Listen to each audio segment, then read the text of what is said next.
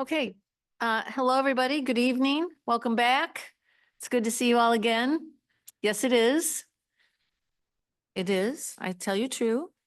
Welcome to our Thanksgiving week board meeting. We're all eager to discuss a lot of the things that we've been considering and gonna hear tonight. But I do want to let you know that upfront, that we are going to make a decision on the South 40 overlay tonight, but we will not be voting on the Big Bend overlay. We will be considering a lot of different suggestions and talking, but we won't be voting on that, just in case that's the only reason you're here and you prefer not to stay. Okay. With that, will the city clerk please call the roll? Alderwoman McAndrew. Here. Alderwoman Buse. Here. Alderwoman Patel. Here. Alderman Fader. Here. Alderman Hummel. Here. Alderman York. Here. Mayor Harris. Here. City Manager Gibson. Here. City Attorney O'Keefe. Here. Thank you. Okay. Before we get started, I do want to take a minute and pause to remember someone who for decades was a force for good in Clayton and the broader community, Gary Crosh. A longtime resident of Southmore, Gary was one of the original founders of Forest Park Forever, the St. Louis Community Foundation, and of course, the Clayton Community Foundation. He served on the boards of the Contemporary Art Museum, Fontbonne University, and others, and worked for many years to just help improve the lives of Indigenous people in the Northwest of the United States. He was a special friend and advisor to many, including myself, and he will be dearly missed. If we could have just a few seconds of silence for him.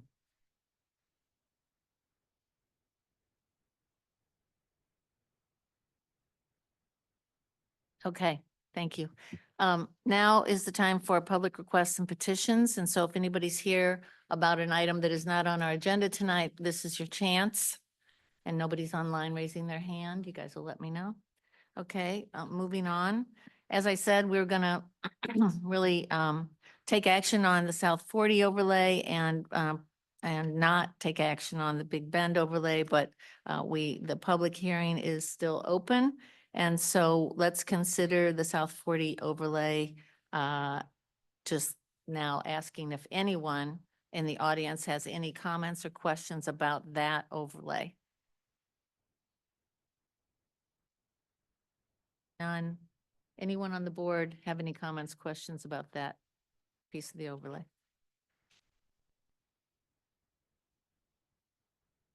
So we will close that public hearing just for the South 40 overlay, and we will move on to the bill. I'll introduce Bill number 7044, approving an ordinance for an amendment to Chapter 410 of the Municipal Code to add a new article establishing the South 40 Overlay Zoning District, to be read for the second time by title only. Second. Any discussion? City Attorney.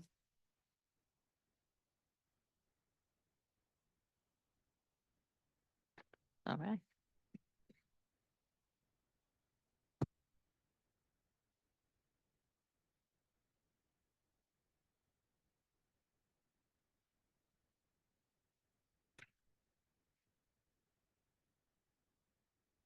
Bill number 7044, second reading and consideration for adoption.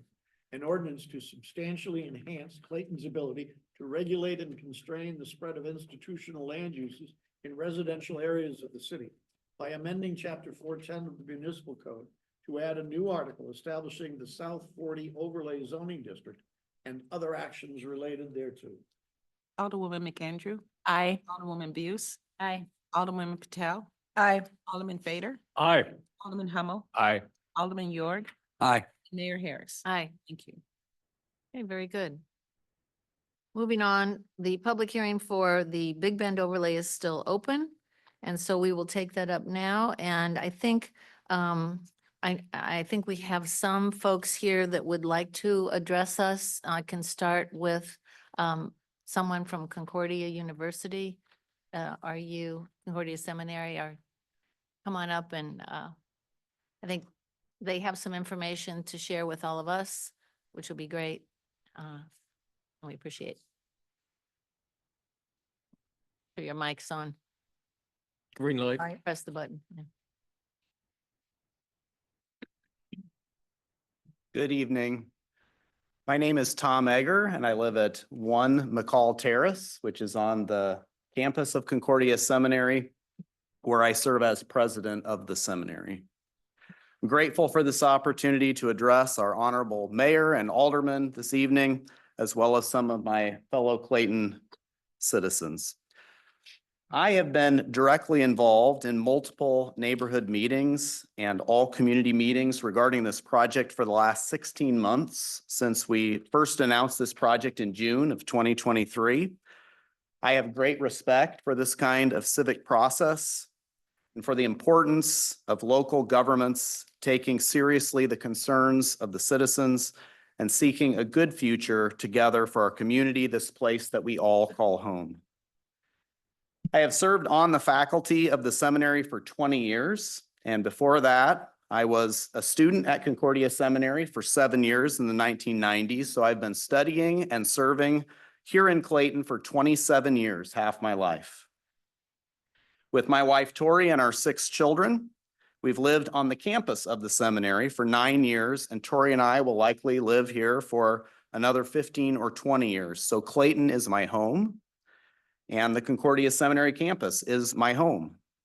The seminary is home to more than a dozen other faculty members. It's home to our students. We love and care about the seminary and about our community.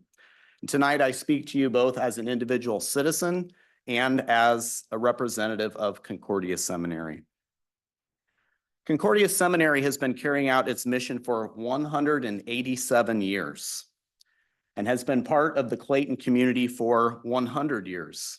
In 1924, 100 years ago this October, we laid the cornerstone for our beautiful academic buildings. And in our current thinking and planning, in which this campus project that we're discussing plays a large part, in our current thinking and planning, we are charting a sustainable financial path to advance the seminary's work for the next century here in Clayton. Clayton residents will tell you that Concordia Seminary has been a good neighbor. Open, welcoming, committed to maintaining a beautiful campus and sharing that beautiful campus with others. We are committed to being a contributor to our community. Our students provide honest, friendly, hardworking employees for Clayton businesses. Our students are involved in community service projects, picking up litter, planting daffodils with Charlie Brennan at the interstate exits. We offer several free public concerts in our chapel and free outdoor carillon concerts from our bell tower for the community each summer. We provide space for civic and community meetings. We provided an outdoor playground for Whiteown Middle School during its construction. And for years, Concordia has provided a significant corner of our property to Clayton as a city park, Concordia Park, for $1 a year, which I don't think that we collect. But de facto, the entire campus has come to function as a city park, a welcoming and frequented place that enriches the lives of our Clayton neighbors. We absolutely prefer to continue these community commitments: service, beauty, and open hospitality. But it also seems necessary in this discussion to remind both our esteemed aldermen and our valued neighbors that Concordia Seminary and its campus is not public land, but private property. It may seem like it belongs to the whole neighborhood because we have been so opening, welcome, and sharing. But these acres, under the law, belong to us.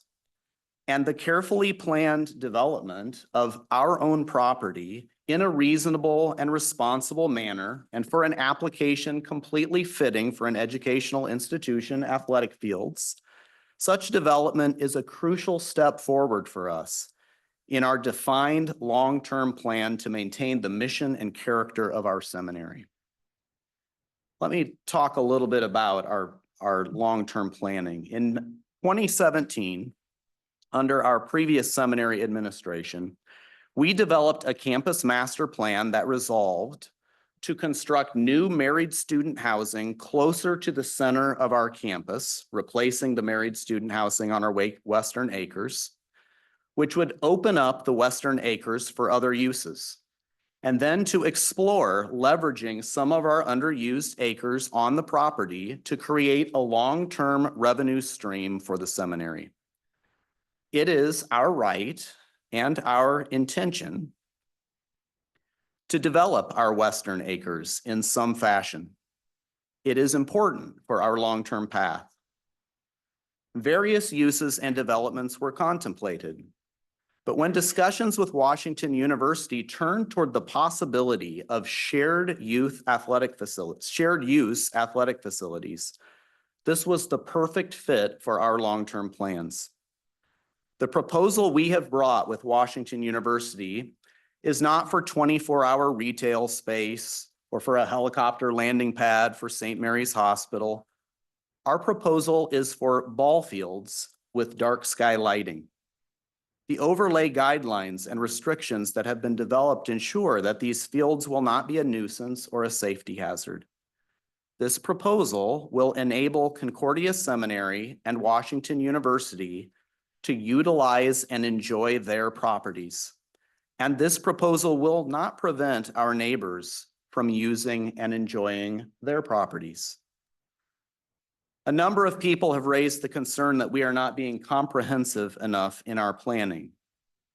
But this plan is actually quite comprehensive, gaining overall efficiencies for Concordia, for Washington University, and for the broader Clayton community. By consolidating athletic facilities from the old CBC, from Wash U's South 40, and from the existing tennis courts, field house, soccer field, and softball diamonds of Concordia Seminary, and by creating better maintained, shared use athletic facilities on our western acres, this is without question in my mind the wisest and most efficient comprehensive path forward. Clayton is relieved of the old overly bright field lighting of the old CBC soccer field and likely gains tax revenue creating uses of the old CBC property.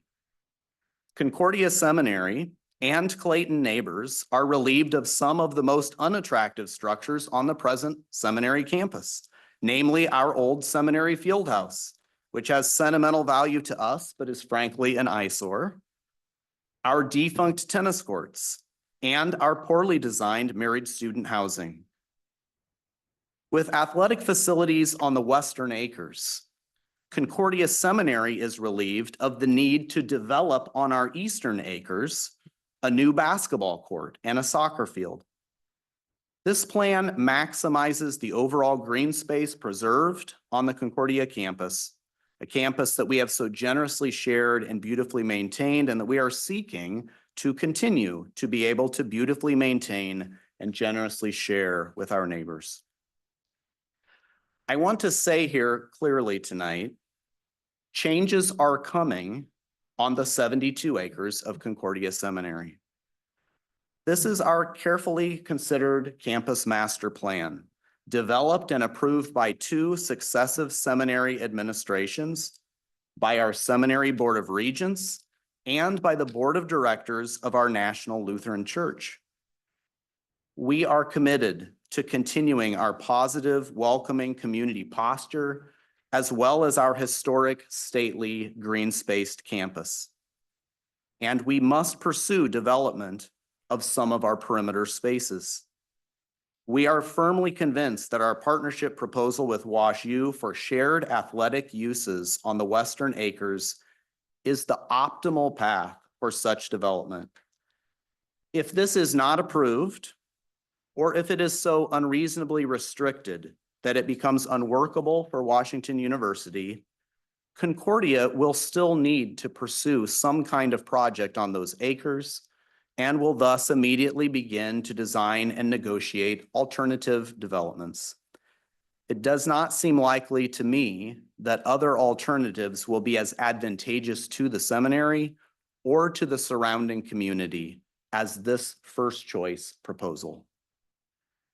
Finally, and I appreciate your time and your patience this evening. I want to address the question that you've heard several times from this podium. What's in it for us? What's in it for us? I've already mentioned crucial benefits in this development for Concordia Seminary and its future. I can also outline benefits for others in the Clayton community. First, this project allows Concordia to remain a fiscally viable, well-kept, well-maintained school, benefiting the neighborhood with a welcoming campus for neighbors to enjoy.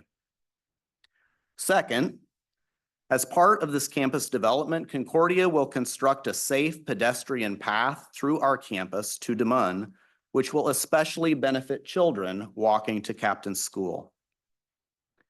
Third, with the successful development of our Western Acres, the seminary's large east lawn bordering Des Moines will become a primary green space for us, and we will be much more inclined to preserve it largely intact in the future planning of the campus.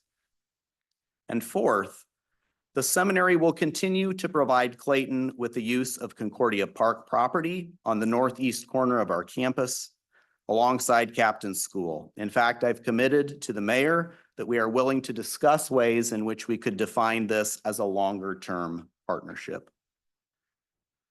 What's in it for us? As a further response to that question, let me close by commenting on the word us. My appeal to you tonight, and certainly this is a reasonable appeal to my city leaders and to my Clayton neighbors. My appeal is that when we ask the question, what's in it for us, that the hundreds of citizens who live, work, and learn on the Concordia Seminary campus would be included in the us of this question. What's in it for us? Concordia has been a positive part of Clayton for 100 years, and we desire to be an asset for the community for another 100 years. Surely Concordia as an institution and as a collection of citizens has earned the right to be accepted as a part of the us by our neighbors and to have our private property rights honored by our elected officials. This proposed development will not deprive our neighbors of their rights and abilities to use and enjoy their properties. Please do not deprive us of the right and ability to use and enjoy our property. This week, our nation pauses to give thanks to Almighty God for his kind provision of so many blessings. I give thanks to God for the blessing of living in this community, and I thank him for each one of you and for each one of our neighbors. May this bounteous God, who has loved all humankind so beautifully in his son Jesus, keep each one of you in his care. Thank you. Thank you, Tom. Before you depart the podium, let me just see if anybody has questions. Anybody up here have questions for Tom? Okay. All right. Okay. Chuck, can you please come up to the Okay, come microphone? on up, Chuck. What? Well, I don't know. I'm Chuck Shagrin, 14 Southmore Drive. I was unaware that Concordia is contemplating a commercial or retail use along Big Bend. Could you elaborate about that, please? I don't remember saying that. Oh, I think you did. Could you? No. Said he wasn't gonna do that. So I think Tom was just saying he needs to monetize that property, period, My mistake. Yes. just in a general way. Yeah. Okay. Can I ask a question? I think, you know what? Hang on a second. Yeah, yeah. This is an opportunity. Okay, for yeah. us to address the board. Yeah. Okay, I'm getting reprimanded. Okay, so no, we will not ask any more questions here Thank you. but the board can ask. Okay, all right. Yeah, I think they said they did not. So, but thank you very much. Oh, Gary, do you have a question for Tom? I guess we do have a question, sorry. My steps in. Yeah. Without digging in too deeply, I think your comment essentially was this, if this arrangement with Washington University does not go forward, I think you said you would pursue other development. there has been a notion that that would be difficult for you because of internal matters involving the Lutheran Synod, your particular arrangement with Washington University, which we know generally involves a lease, that's unique, and it would be very difficult for you to make an outright sale. I've understood now that that's not the case, but I wonder if what you could say about your ability to do some other transaction if this does not go forward.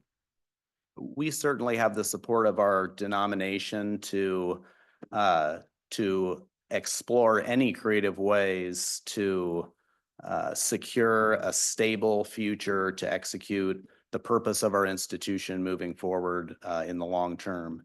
And they understand the realities of that, and certainly are open to considering any ideas that we bring forward. They've been very receptive to conversation along the way, but ultimately, any kind of a sale would have to be approved by them. That is true. Mhm. But it's Thank you. possible is what you're Yeah, saying. absolutely possible. Mhm. Thank you. Okay. Other questions? Okay, great. Tom, thank you so much. All right, so in our quest to get a little more information, we'd like to invite Washington University to come on up. We've had a bunch of questions for you guys over the course of this thing, and I think you've had a chance to kind of take a look at some of those questions. So why don't you just go ahead and talk to us, and then we will ask questions after. Got this on. Mayor Harris, members of the Board of Alders, really appreciate your time here and the amount of effort you've put into really carefully analyzing this whole process. And to the staff has been very dedicated and again, put a lot of work into getting us where we are today to be able to have this dialogue. And it's been a lengthy process. Certainly, Dr. Egger alluded to that. We've been talking with Concordia Seminary for over 2 years, and then ultimately the city, and of course, then learning and listening to the concerns of the neighbors. Mary, Yes. just one little detail. Could you go ahead and state your name for the Oh, record? I'm sorry. I'm Mary Campbell with Washington University. So as Dr. Egger noted, our discussions with the seminary launched this process. The seminary, as he so eloquently laid out for us, had concluded their planning process and made a decision as described to build greater density in the core of their campus and offer new modern housing for their students. The execution of this plan, again, as you heard, will enable them to vacate the western portion of their campus. The two institutions sat down and figured out between sharing facilities and more efficiently utilizing the property we've already got, how we could plan for our long-term growth without taking any additional property off the tax rolls. And in fact, in Washington University's case, if we are permitted to relocate the interior uses in the former CBC as well as the field to this site, that's over 8 acres that would be decanted, and we'd be open to discussing new options. We went jointly with Concordia Seminary to the city to talk about this concept. The city recommended approaching this through the zoning overlay process as a means to provide us with the flexibility and predictability that would help us do long-term planning while protecting quality of life issues for the neighbors. We've done everything that's been asked of us. We're willing to do more and continue these conversations. We do very much respect the process. And our pledge is to continue to work with you all as cooperatively as we are able.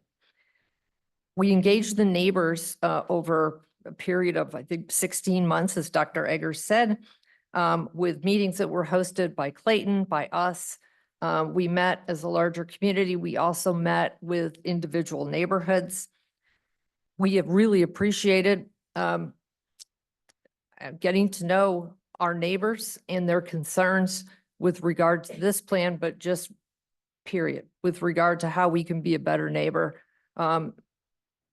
Always, always, and to neighbors that we really frankly hadn't engaged with yet.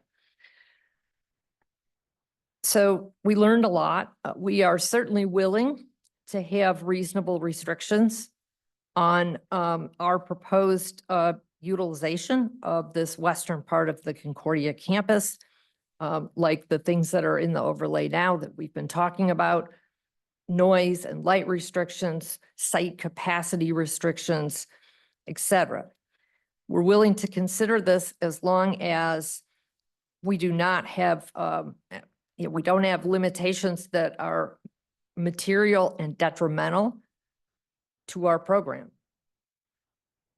We're also willing, and we heard from our neighbors, they've raised specific issues that are very important to them and that definitely go to their quality of life. And there are areas where we can be helpful. And we can also help work with them to be a partner in executing some of these quality of life improvements. We've got many. Some of the highlights would be improving the pedestrian and bike experience, going from Forsyth south through our site. It's really difficult right now. And I mean, that's absolutely something where that we would do. And we think that the community would appreciate that. We also heard about access and walking paths. A new learning for us was Tuscany Park wanting a walkway on the south so that they could access Captain School and the Demon area. We heard similar access discussions from our friends in Hillcrest. There's a lot of concern about Dartford becoming a informal path of travel for students who would come to utilize these fields. We understand that's not desirable. And with the great cooperation from Concordia Seminary, I think you just heard Dr. Egger allude to that, we could improve that north end at Dartford where the bollards are, but have the access to Demon go east and have no direct access to the fields.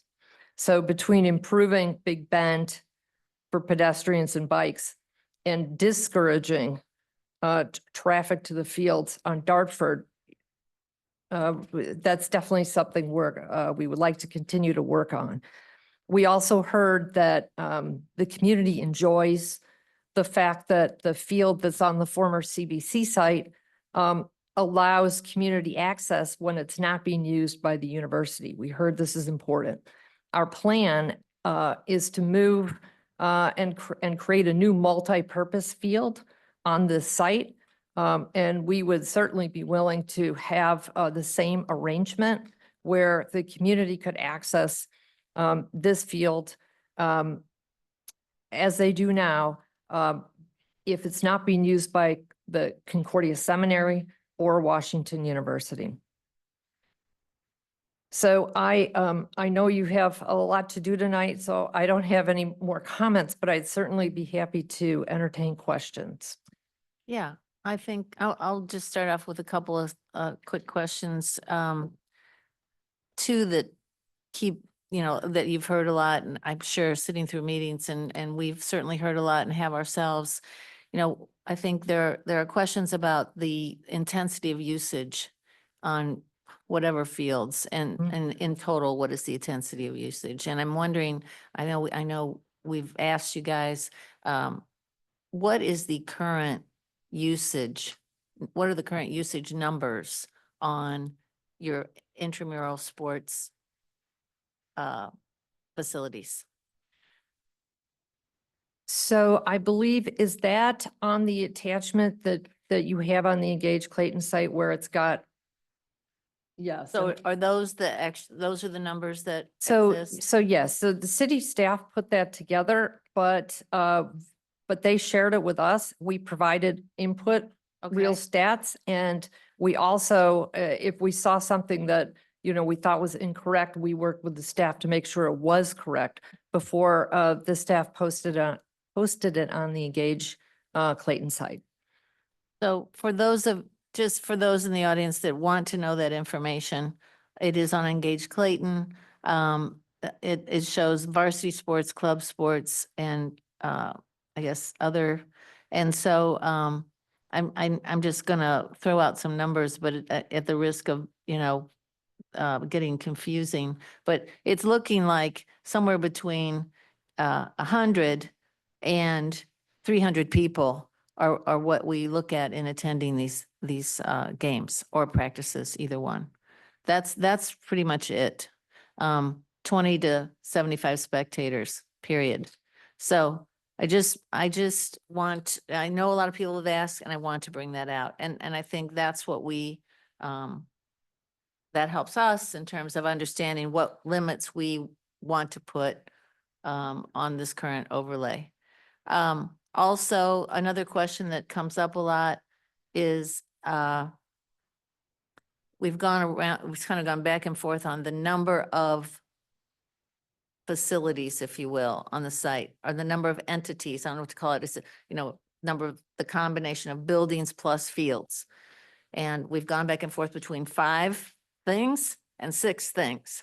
And I think we'd like to hear from you.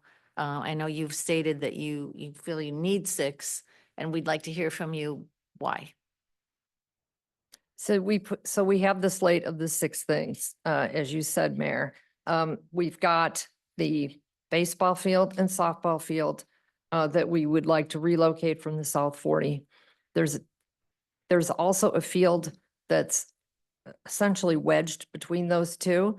That is a intramural / multi-use field that if we were able to relocate that, that gives us an opportunity to have some shared use with the community. So that's 3. The tennis courts, Dr. Egger referenced, their tennis courts are in disrepair. We would move our tennis courts from the Danforth campus to this site. And again, it'd be shared facility. We have the soccer field that is currently the turf field that's on the former CBC site. And then the hope is to have, I don't know if we'll get all of those on, and we have not done any engineering. We haven't looked at it. But our wish list would have 2 possible buildings, either one or the other, or both if we had less field, because we've always said we would not exceed 6. And that would be a gym or a field house. And why a field house? If you look at the test fit, it's got just a little bit bigger footprint than the box that says gym. And that's because we need an indoor track, just a 200-meter indoor track. We, of course, have track and field now. They practice in really not optimal conditions. And that's a building that, is again on the wish list. So obviously something on that list has to go. And I think we have showed test fits representing all combinations of the 6 things, because I don't think it's possible to fit more than 6. And we also, again, we have not gotten to site plan review yet or putting together the site plan, and we need to know more about the site. Okay, very good. All right, that's helpful. I'm going to go around in order of seniority and see if anybody else has questions for you. Mary, in the response that you provided to us, there were a few times where you state the university will provide a more comprehensive response following further review and analysis. Language like that is difficult for us when we're trying to come up with an overlay. So can you explain a little bit what that means, or? I think at least one of those was referencing the maximum number of attendees for an outdoor event. And it references specifically baseball and softball. But we frankly, we need to go back and talk with our experts, our athletic folks, and just make sure we understand the other sports that haven't been specifically referenced. We just don't know. And we want to make sure that if we're giving you a comprehensive answer, that it's thorough and we can explain, we can explain it. And right now, we don't have all the information we think you need to help you make an informed decision. Okay, so, That needs to be highlighted. okay, and okay, so, and the problem, I mean, we've been talking about this, as you say, for 14 to 18 months. So it's just difficult because it seems like that could have been a conversation that you could have had with your athletic director to find if there is a reason, because again, the only numbers that we've ever gotten was, I think, a very nice man named Jim who serves on the plan commission was able to figure out how many numbers go to varsity sports. So that's kind of the numbers that we all have to go on because there's no other numbers that you've provided us. So it is difficult for us to respond or consider some of the changes that you want to, or at least, negotiate or whatever we're doing here tonight, when we are given language like that, where it's unclear as to why you need what you're asking for. So that's, that's frustrating for us. So I would sincerely appreciate your, going back to if there's some reason why you need more than 300, which it clearly history shows that you never have more than 200 people at a baseball game. So why do we need a venue with more than 300? So, so I wanted to, I guess, at least alert you to that. There's a concern about Division I and Division II, and there's some language in here saying, moreover, collegiate sports have changed significantly in recent years, and it's difficult to predict what changes may occur over the next several decades. For example, it is possible NCAA rules may call for a completely different taxonomy of competition levels. I mean, I have never heard that. Maybe that's, but I think understand, I just don't know where you get that language that all of a sudden there's not gonna be any divisions in college sports. So, you want the ability to, I don't know, engage with, that again, when we had language, just because I think once you become a Division I entity, everybody knows chances are you might have more people at your facilities. So I think neighbors are concerned about that. So that was your response to our negating the division language. So again, I don't know what to do with that. So. Yeah. Can I interrupt that? Yeah. 1 second? So just to, and maybe you can elaborate on this, but it's not, so the absolute numbers are not the only issue with the Division 1, 2, 3 language. And my understanding is that, Mary, can you explain? I know that there are teams now like Lindenwood. Yeah, that are I think Division Yeah, and one. I don't have any problem with if Lindenwood or SLU wants to come and play. McHenry. I don't have Yeah. any problem with that. Yeah. But that language could be tightened up, but something where we're talking about, again, where you have responded as to whether or not we want to just limit it to Washington University being a Division III school. That's different than having SLU come in and play the boys SLU team come in and play the boys WashU soccer team for a scrimmage. That's totally different. So. Yeah. I think the intent with that, first, as the mayor said, we already play folks that are either Division 1 or Division 2, even at a club level. But second to that point, if the NCAA is in a, is changing a lot of things. And if they were down the pike to just change their ranking system, their grading system, what differentiated a 1, 2, or 3. And we suddenly found ourselves being categorized, even with our existing activities as a Division 2, we would be automatically out of compliance with the overlay. So I think that's the point there is, Does the NCAA function in that way where they would reclassify you without your not us, consent they or might, interest? they might change the definition of, they just might do wholesale change in how they define the buckets that institutions fall in. And that's all that means. Maybe it's just a matter of, again, Maybe it's just this a matter of tweaking tightening the the language language. around Mhm. people coming in, and that's, a different scenario than, okay, Yes. okay. And then,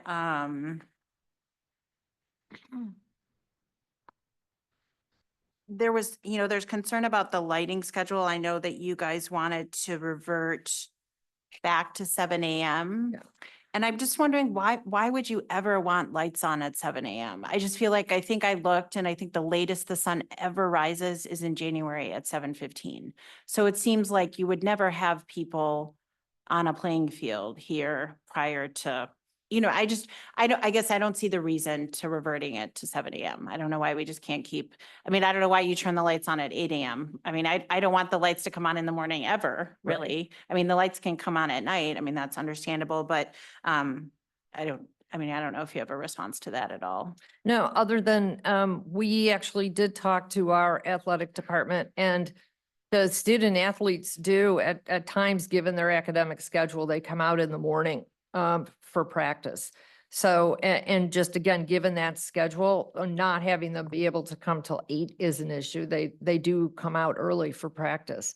Now in the spring, you're absolutely right. You would likely not need lights in the morning because it would be light enough. I just don't think you're gonna need lights on at 7 AM either. That's my point. All right, So, I whatever. understand. Yep. And then,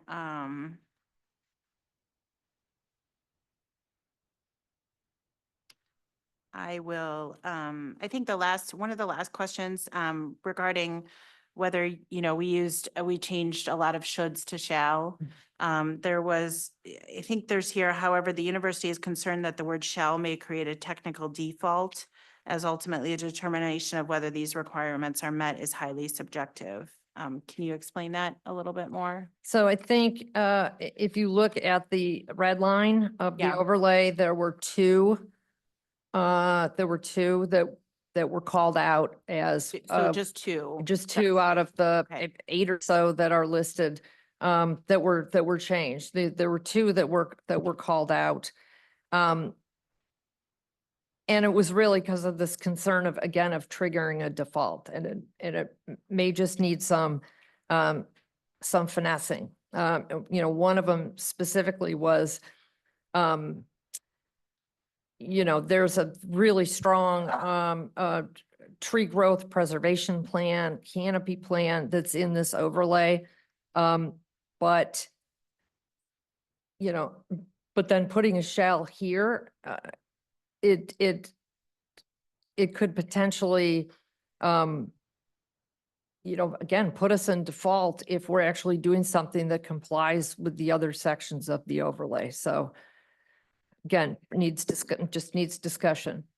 And there was just, and in terms of the height of the field house, you guys talk about a modern facility, but it's just really difficult. I think when we've got, I think most people in this room, the center of Clayton is 50 feet high. Right. Right. The center of Clayton seems very high to me. I understand it was built 20 years ago. It's not the most modern facility, but understanding why you would need anything higher than that, I think is difficult for anybody to understand as well. Because you've got a field house on the Danforth campus, which houses, where you're going to have your varsity basketball games. So understanding why you need a big indoor facility that is that high, that would have that many seats is just, I don't understand why you would need that. When we're trying to bring, again, the shared facilities with Concordia and the intramural sports in. So our architect can probably address the technicalities of that, but just as another benchmark for 50 feet, Concordia's existing facility that is certainly not state of the art and very old, is 50 feet. Okay. And it's also a lot closer to, with a really unbuffered at all from the neighbors. So yeah, I think our design team was nervous about 50 feet, and even going up to 60 feet would allow per the design team what we need to do to make sure we have a state-of-the-art building. But what does 60 feet get you though? I just don't understand what 60 feet. I would like to, if you wouldn't Yeah, and mind. that's great. I'd love to hear. I'd 'Cause like I'm to just trying defer to, that to yeah, Tom. and that's fine. Yep. I will, cede the chair for other questions. Would you like him to? I didn't know if you, I thought you were I- gonna stay up there and. Let me yeah. clarify. And, one but thing I'm on that, happy too. to, That was a number that I was given, and then there was some confusion whether, where the measurement was taken. Was it taken to the, where on the roof line and things like that? At the So center, it's something, yeah. but it's something. I in just feel that like range, most yeah. people in this room know what the center looks like, Yeah. so Mm. it was. That yeah. was our, So- that was our frame. Shall of we? reference. Yeah, the and then- answer? Shall we get the answer? let's have Tom give a more, Yeah. a thorough answer. Thank you, Mary. Good evening. I'm Tom Kirk with Bolton Sawinski Jackson Architects. Thank you, Mayor and Alder persons for allowing me to come up and address this question. I think, a lot of these questions actually you've been asking go to this issue of flexibility and planning, right? And Mary spoke about, just if I can backtrack for a second, to how many, right? How many fields, how many buildings? And mentioned that, we're not sure all those will fit. And that's why there's a variety of test fits. So I use that as an example of, nothing's figured out yet, but we're just trying to understand what this will yield, what this overlay will yield, right? In terms of a collection of fields and a collection of buildings. And that's actually the beauty of this overlay, this vehicle, as a roadmap to understanding that. When it comes to the indoor facilities, these are, as you know, a variety of sports, right? We're bringing in club sports and other sports, and there's a variety of activities that happen there. The more height inside of the space. So I realize we're talking about the outside and the height, and it's a concern, but really the concern and the driver is the inside and having clearance for these sports, a variety of sports, right? And it's not just basketball, right? So we want to try and at the outset in the overlay, have as much flexibility for the interior of that space to allow for as many activities to happen as possible. Because inside that space, what we have to start doing is from that height, we have to back down for structure. We have to back down for all this stuff. I mean, you've all been in gyms, there's suspended basketball hoops, there's suspended netting that comes down for practice, let's say for hitting practice or throwing practice. All that stuff is up in the ceiling, plus all the mechanical. So we're just trying to allow for the flexibility we need to have the most amount of activities that have certain clearances for those activities to occur. Okay, so could we ask then that you've firm that up with some justification and get that back to us? I'll just kind of back Bridget up on this a little bit. We have a bunch of gymnasiums all around us and they're all a certain height and they all have, I don't know what the highest, like what sport requires the highest ceiling, volleyball perhaps? I don't know, but let's find that out. And then let's tell us and then you can justify what you need, because what we're gonna do is get to the lowest number that works. Okay, Absolutely. all right. Thank you. Okay, let's move on, huh? Thanks. Thanks for being here to answer these questions and help us with this today as well. I think that Bridget hit on something. It is the uncertainty that our community is very, very comfortable with the space with Concordia, using it, as Dr. Egger said, as part of our community. It's open, it's beautiful. There's a real commitment there, and change there is hard. It comes hard. Given that we all know that change does come. So the question really is, as you look at that, certainly hope that you retain that commitment to working with the neighbors and being a good neighbor and being part of the community. One thing that comes up repeatedly that is a really difficult question is traffic. And we have a Big Bend can be a nightmare already. And as we talk about size of fields, number of fields, it all comes back to density. It all comes back to density, which leads to noise and everything else. So I appreciated when you mentioned earlier that keeping the walking and bike paths along Big Bend, because if this truly is a primarily intramural field, you're going to have a lot of students coming from close by. And the easier those other access points are with non-cars, the less traffic there will be. And that's also another reason why the D1, D2, D3 designation is important, because if WashU's plans are eventually, which, I'm a WashU alum, and there's been bets about when it's going to become D1 for 30 years. And there is that concern that with that type of a sport, the density, the number of cars coming in is just that much higher. So So is there any plan, do you know of any long-term plan with the athletics department there, with athletics there to up the game with athletics, and that this is part of furthering that plan in building these other fields? Yeah, I certainly don't. There's Okay. been no mention of that during this process with our athletics folks. So this is truly keeping, you're, so the intent of WashU at this point is really to keep into the future the athletics at the level they are now. Yes. Okay. And what percentage of that attendance, which we saw, it varies up to maybe 300, is primarily from local students in the undergraduate campus, or who would be walking or biking there? Do you know if is it primarily a locally attended activities? Yes, I would prefer to actually get a list of, you're talking about who they're actually playing and where they're coming from, or Or just what's been the people history of that? If participating. the program's going to say about, there's such a concern about traffic, which is very justified. Yes. And if these, and we're going to do traffic studies and do all those types of things. And so the question really is, how do you mitigate that? If in fact you have your 5 or 6 fields with the same events that you're currently having, if Mhm. that's still the plan. One of the ways to mitigate that would seem to be that making access easier. Also, there's been some talk, and I don't know, and I guess I'm asking if it's a commitment, if more of the parking stays on the Danforth campus with shuttles back and forth, or how do you intend to address the traffic issue with the use of the fields? So a more robust shuttle service is absolutely in the plan.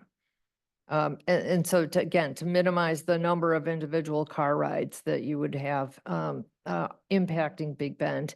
And of course, if we are dramatically improving the bike and pedestrian experience, the hope would be that, and it's closer, particularly than the existing former CBC facility, the hope is that more of the student athletes would walk or bike to this site.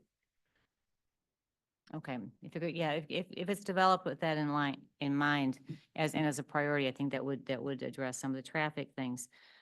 Another uncertainty that comes up all the time is Fontbonne. And Fontbonne, I mean, most directly, it already has a gym. Been to basketball games there, things like that. And how that, and going forward with this, both from the ingress and egress questions and the parking, as well as the facilities there that I know are not, WashU's to use at this point in time, that's another area of uncertainty. I don't know if there's anything you can do to address that at this point. Well, what's pushing the timing now is our partner Concordia. They're the driver of the time frame. Maybe you heard that from Dr. Egger. Their CUP has been approved by this body to begin their replacement housing on the interior of their campus. Our planning process for Fontbonne is a ways off, primarily because while we own the Fontbonne campus, we have master leased it back to Fontbonne at least through the end of calendar year 2025. They do have the right to extend if to graciously close their university if that's what they need. So at that time, we will get a more, intensive look at the campus. It's also important to realize that that we own the site subject to the existing CUPs. Hmm. So we are restricted to whatever the CUPs say at this point in time. Until and unless we engage with a further discussion with Clayton about, a potential rezoning. So it's a more built environment than we're talking about with the Big Bend site. It's got existing CUPs. We have a lot of compatible uses that we will need to thoroughly analyze in the context of the rest of the campus. And that's going to take a bit. Okay, so at this point in time, do you know how it affects the need for fields, things like that on this area subject to the overlay discussion? It should be really two different analyses. If we're looking at Fontbonne, we're looking at a built environment of a educational institution There's a lot of uses that are very complementary to what we do. There'll be a whole analysis about what we could utilize, very soon. And what we need to, adjust to better meet our needs. But, we are talking about the fields on the west side of Concordia. It's not the existing Fonfon campus. And I guess the last thing that I'll bring up right now is that in trying to, we all sit here trying to represent the immediate neighbors, the entire community, of which you're a part, of which Concordia is a part, but protecting what we have, but also being, playing offense, trying to make things, leverage this into the future. And talking to different neighbors, there are very, very different views about, where the retaining wall should be, whether there should be versus open access to the grounds and things like that. And I heard you say just a little bit earlier that a commitment to work with the immediate neighbors as this goes forward, and some type of, and maybe there would be some type of, if this all, it may, I don't know what that would look like, whether there's, it's this meeting set up or whatever neighborhood groups might want or something like that. And you all would be open and committed actually to doing that type of outreach, I would hope. Absolutely. Okay, that's all I have right now. Thanks. Okay, great. Becky? Thanks. So I have a few different topics I want to touch on. The first is the general like intensity or density of the use and development, with the interest of it being compatible with the existing character and topography and minimizing the impact on the neighbors, right? And so some of the ways that we can do that is by restricting the number of people allowed per facility or per event, and the number of facilities allowed. And so in your letter, I hear you asking for both more people per facility and more facilities. And that doesn't really feel reasonable to me based on your own that verified information on the uses. Like, I think what we've put in the overlay actually gives you room still to grow. We're not taking you down to exactly where you are now. You can have a few more people show up to games and things like that if you get, a better season or whatever. But it doesn't feel reasonable to me to say that you need something with spectator space for 500 people. I see no use on here that comes anywhere near that.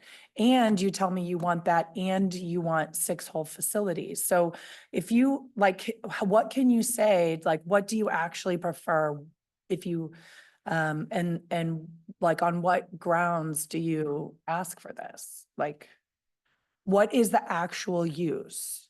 So I think the comment about wanting a facility that could seat 500.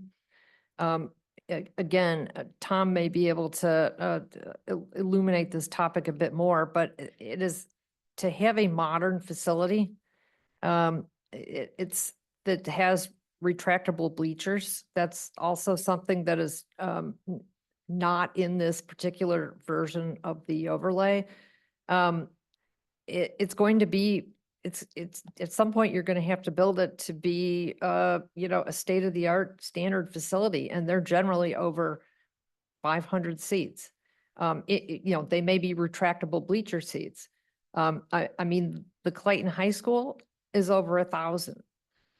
So, and again, Tom may be able to elaborate on the building difficulties, but that's what's driving the conversation about that. Yeah. And it could be a conversation. I mean, we also want to think about if there's a baseball tournament and we've got teams playing and you've got the next teams coming in, waiting in the queue for that first game to be over.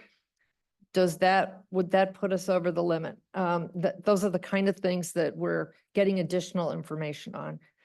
Just to make sure that whatever we talk about with you, we can stand by it with anything we know about the current programs. Yeah, so I just want a couple things. I think we all know that many high schools certainly do get attendance at their basketball games that is at 500 or 1,000 people. But you're not talking about a high school basketball game. You're not talking about a college basketball game. You're talking about college club and intramural sports, which by your own verification attract anywhere from 20 to 200 spectators. And so like I see no justification for expanding that, especially combined with your request for more actual facilities. And so I would encourage you to, I don't think that that is very realistic. And I would encourage you to consider what, if anything, you would actually prefer. I would also suggest that a facility being modern is not necessarily tied to how many people can sit in it and use it. Like club and intramural sports are less about spectators and more about the participants and the like experience and facilities that you're providing those participants. And you can do that in a really state of the art way that's really great and has the allowance for 300 people. Plus, if you have a really special tournament, you can bring in folding chairs. Like the overlay allows for that, like as it's currently drafted. And so I just think it feels like overreaching. It feels like disingenuous with what you tell us about your current and even like slightly increased future uses. And so that's my comment on that. I'm interested in this like understanding of how you think of a field house different from a gymnasium. Like, is there a technical definition for that? Like, and what does it mean? I'm gonna mean, defer to. Tam. Yeah, I mean, we obviously know about your like really big field house, but that's not what we're talking about. The field house needing a track versus. a I don't gym, know. But What is it? yeah, Yeah, let's, Tom's ready. let's let Tom. Well, I Yeah. think these are great questions. So thank you. I think, let me back up. On that list you have in front of you Mhm. and that we talked about earlier that has WashU's existing facilities, there is no indoor track on that list. So just, it's a little difficult as we try and imagine all of this overlay. It's so complex, but there's also the added complexity of like, that's not even something that's listed as an existing facility because it doesn't exist. Like you don't have an indoor track in your field house or in any gymnasium? WashU does not have a 200-meter indoor track. Okay, so you have an indoor track, but not of this like It's not, size. it's a jogging track inside the Summers Rec Center. It's a rec track. I right? don't know. Yeah, I'm telling you just that. asking. So Yeah. I'm mentioning that because that's something that's not on that list, but that is being complicated. So, Please let us talk so we can all hear each other. Thank you. and therefore, that's one of the issues that's also in our mind driving why we would ask for, the 500, let's say. Because that's, you're right. I mean, maybe club volleyball doesn't have 500 people coming, but we don't know about the indoor track yet and what that, situation could be. So again, we're just trying to think about the flexibility there. So that's one issue that's related to that ask for the capacity. I'd also say, most sports started out as clubs. We live in a very different environment where everything is, club sports often mirror varsity sports. But the reality is a lot of things start out as clubs and they grow and they become legitimate sports. I mean, it's just like the Olympics, right? So again, it's just to this point of, we don't know right now today what some of these sports, these club sports might, grow into. So we're just trying to be mindful of that when we think about capacity. That's just to give you some context. So the idea is that a field house would be like a gymnasium and a track or just a track or what else, like what's really in like a gymnasium, I imagine is a gym and it might have 2 to 4 courts on it that can be modified for Right. basketball, volleyball, pickleball, whatever you're gonna do on them. Right. But what's in a field house? So so in a field house, if it has a 200-meter track, that would sort of set the footprint. And then inside of that, you can stripe it with basketball courts, tennis courts, badminton court, all those things you just mentioned can also be sort of in the center of that track. Right? So it's a multi-purpose facility. Okay. And then, but then, and so then, And there's all, we could keep going down rabbit holes about Yeah. different types of flooring and why in a Yeah. gym you might have a wood floor, in a field house you wouldn't have a wood floor, and we could talk all night Okay. about that, but you, all right, that helps. One little question about the height. I'm curious about, like, if you want if you think 60 or even 70 feet gives you, a better ability to design a gymnasium or a field house, how do you think about accomplishing that by actually going like partly underground so that the impact on the surrounding neighborhoods is minimized? Because that feels like an option to me. I think that's definitely an option. I mean, again, we haven't designed anything. I think that's also Right. one of the challenges. Yeah, here. so you We're all- could we're all design thinking within of those either the constraints. best things or the worst Yeah. things. So, and I think we're trying to strike a balance between those poles. But yes, that to your specific point, I mean, that's what we did at Summers Rec. It's Okay. buried into the ground a certain amount to help with that issue. So yes, that's an option for sure. And And the overlay as drafted wouldn't prevent that? No. Okay, thank you. That's great. I appreciate it. Sure. Probably some of the next stuff is Mary again. Thanks, Mary. So I wanted to just kind of, I guess, reiterate, I think Susan said most of what I wanted to say as it relates to traffic. I'd really like to see us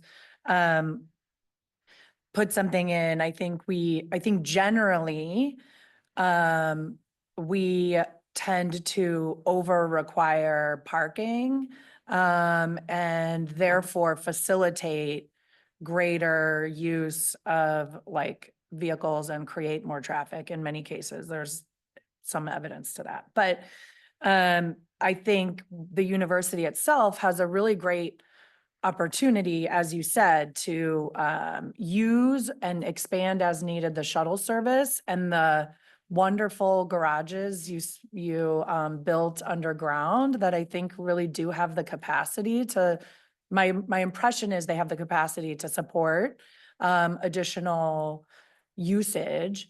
And so if we were to say that like there's a commitment to do things like that in order to reduce traffic on the site and perhaps limit traffic on the site to like accessible uses or, deliveries or things that really need to come onto the site to really minimize both the traffic and the parking. It sounded like you would be open to that. Is that Oh, correct? yes, absolutely. And Yeah. we're going to be required under the overlay to have a parking study done when we get into site plan review. So, I think we would be very open to, creative transit alternatives and talking that through in more detail. Yeah, great, thank you.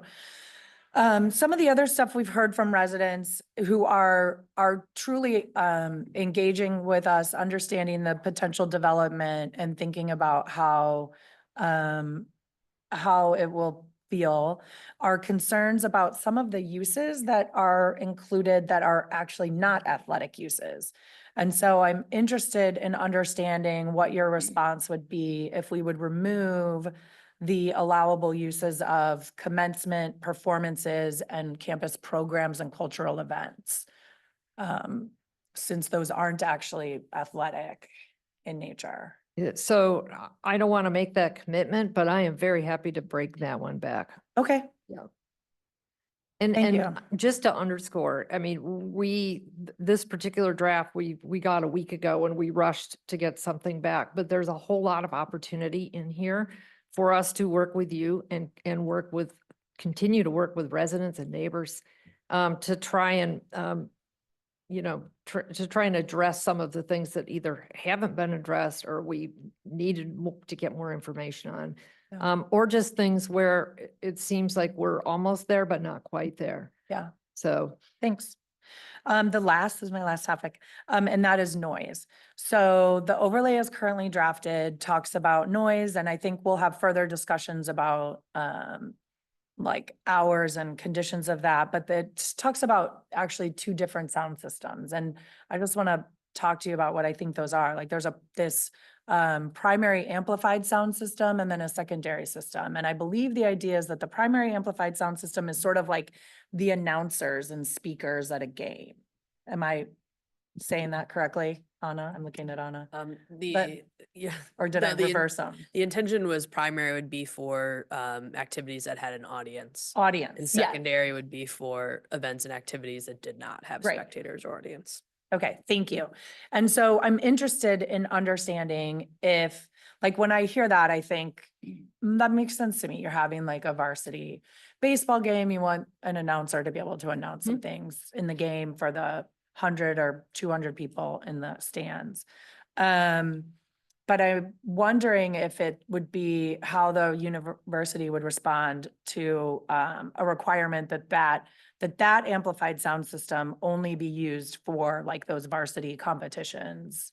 Like that feels like what we're talking about, but I want to make sure I'm not making any assumptions or.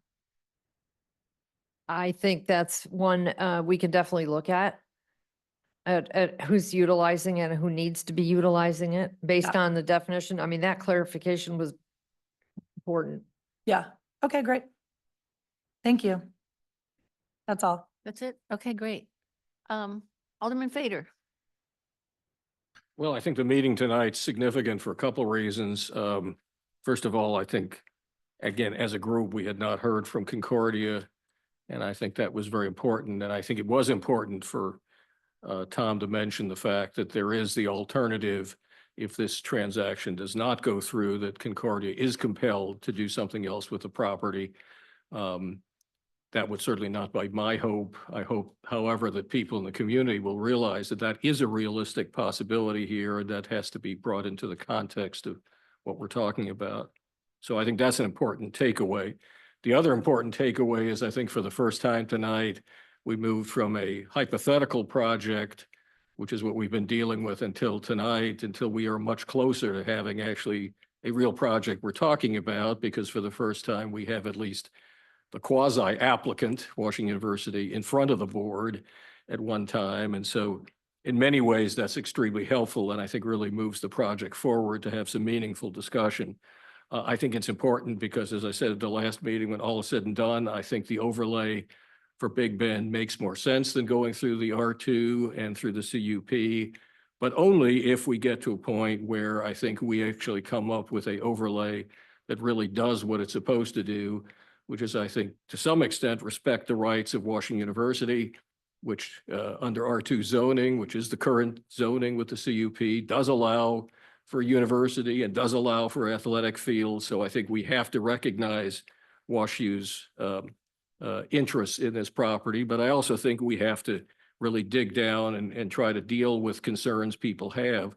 The problem, I think, with doing this as an overlay is because it is ultimately still a hypothetical, is we come up with maximums and minimums in order to address all situations that might be coming forthcoming, not to a specific proposal. And that makes these maximums, like on the size of facilities or what triggers certain things, it makes it much more difficult for all of us because we're dealing with trying to come up with ranges.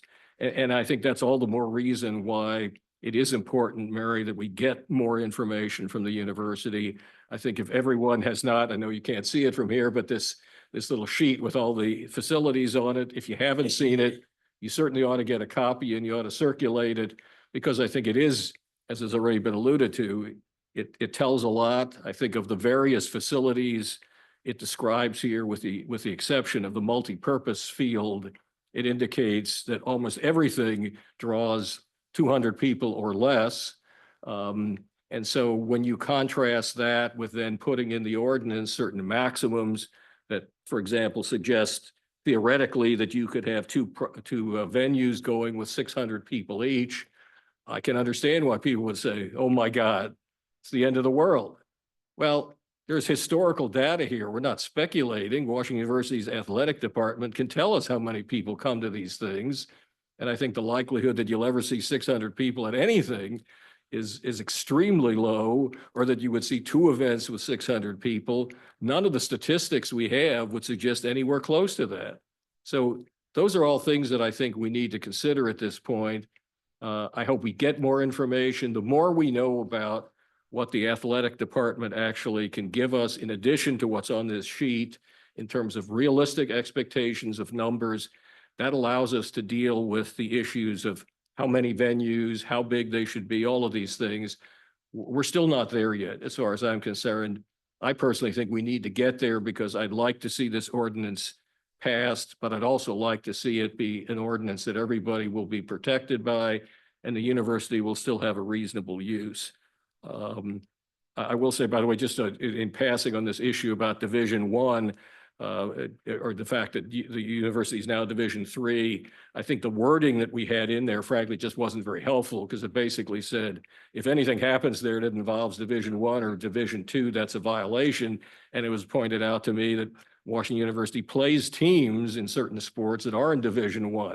I'm sure that's not what we meant. I think what we meant is we presume that as long as this is a Division III school, the type of numbers it'll generate are far more acceptable than if it ever became Division I or Division II. So if we're going to deal with that language, I think we need to clean it up. But the language we had in there was overly broad. So, I think at the end of the day, it's a question for me. When I first heard about this project, it was that Washington University basically wanted to replicate what it had in two different locations, put them together in one site. That makes perfectly sense to me. But I think it is a difference between what Washington University needs and what Washington University wants. They're not the same thing. I think there is some middle ground in that. It's fine for the university to be aspirational, but I think we need to put some limits on it in light of actual numbers so that we bring these numbers into conformance and give Washington University a replacement facility, but not one that exceeds what it has right now, because the more it exceeds it, more people, more concerns about noise, lights, et cetera. And that's a valid concern of the neighbors, and we need to address it. So all in all, I think if whatever additional information, Mary, you've promised us tonight, the more you can get us, the more we can do our job and get this thing done in a reasonable fashion. Thank you. Very good. Rick, go on. Great. Mary, I was hoping that you might be able to share with us with very broad brush, what might be the earliest that you would contemplate bringing a site plan to us? When might be the earliest you might see development actually occur? And even if it's in years rather than the month, that's just a broad brush on that. So first, we have to let's just say we're going to get through an entitlement process. At that point in time, Concordia has their CUP. They would then, knowing that they were assured of our deal with Concordia and Washington University, they would then start to build the replacement housing that you approved at a prior meeting. Let's say that takes 2 years, just bidding, all that kind of stuff. So in 2 years, they would be able to vacate the current housing on the site because they would have this new housing for the seminarians and their family. At that point, when they turned over the vacated site, we would have permission to start. So you're talking 2 to 3 years. That's my Is that probably for development, or when might you actually want to bring a site plan to us? That's what I'm talking about. You would wait until all that's done. We you're would have suggesting. to get in and do some rather invasive earthwork just to test and, do the things you need to do on especially that challenging of a site to figure out what we can build where. But I'm looking at Tom to check my prognosis. Yeah, I think 3 years for a project of that, their housing project from starting documents to. Okay, so significant amount of time is the Significant bottom amount line. of time. Yep. That's fine. Okay. And so I want to make sure that I've characterized my impression of the overlay from your point of view correctly. My impression is that you've been respectful of this, that you're willing to use it. You might even find it helpful. But my understanding is it's not a requirement for you to have this, that you'll deal with whatever process we have, whether it's a CUP process or a overlay process. Is that correct? That's correct. Okay. This process was recommended to us by the city as being the most appropriate vehicle for zoning. So we've wanting to be, cooperative, and we've moved through the process very willingly. And we'll continue to take direction from the city. Okay, great. I don't have any other questions. Yeah, Jeff. A couple ones. To follow up on Rick's question. The plan would be using either or, but in theory, if the overlay is passed in a way that WashU doesn't want, you also would have the right to just walk away and be like, we just don't want to deal with this. Correct. Okay. Couple other questions. So, do you have a realistic expectation of when you would have the information that the letter says you're working on? I don't want to pin you down to the stuff we asked tonight. Ideally in the next couple of weeks, if not sooner, at least for me, but if you can speak to that timing. I can't speak specifically to it, but I think within a couple of weeks is more than reasonable to have everything that has been requested and anything else that would be helpful to you all. Okay.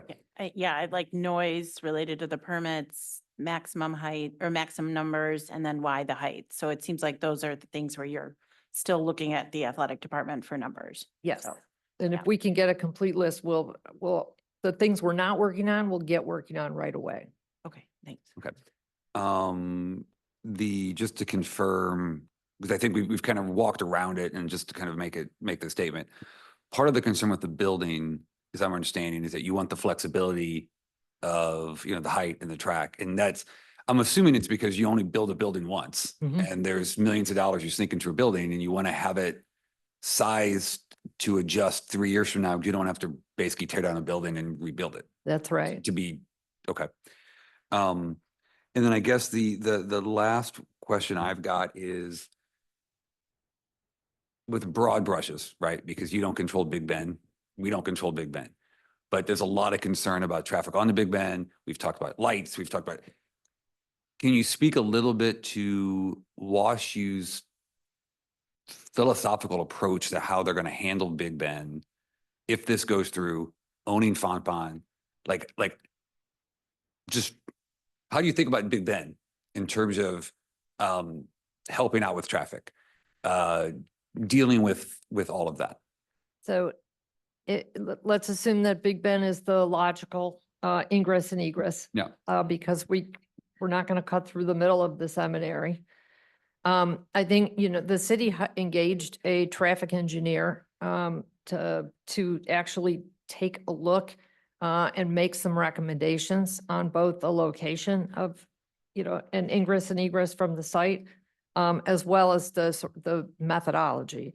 And the consultant came back after looking at the test fits that you've all seen and that are posted on the site. Granted, they're not a site plan, but they're certainly portray the intended uses. And they said that, and Anna, you'll correct me if I get this wrong, but they said for everyday activity, you are likely not going to need any kind of signalized intersection, anything like that, but you might if you have a tournament. So as an abundance of caution, you should have a signalized intersection. The further advice was that intersection should be located across from Oak Knoll Park, so across from an existing drive. Now, that's not a final plan. That was taken to the county. The county concurred in the recommendation, but they won't weigh in until we have a site plan, right? So that was just guidance for all of us to utilize as we had conversations. But there's plenty of room for improvement on Big Bend. We've heard it, we see it. There's no turn lane. I mean, maybe part of this is we have a dedicated turn lane. It would be potentially helpful to the people on Southmore.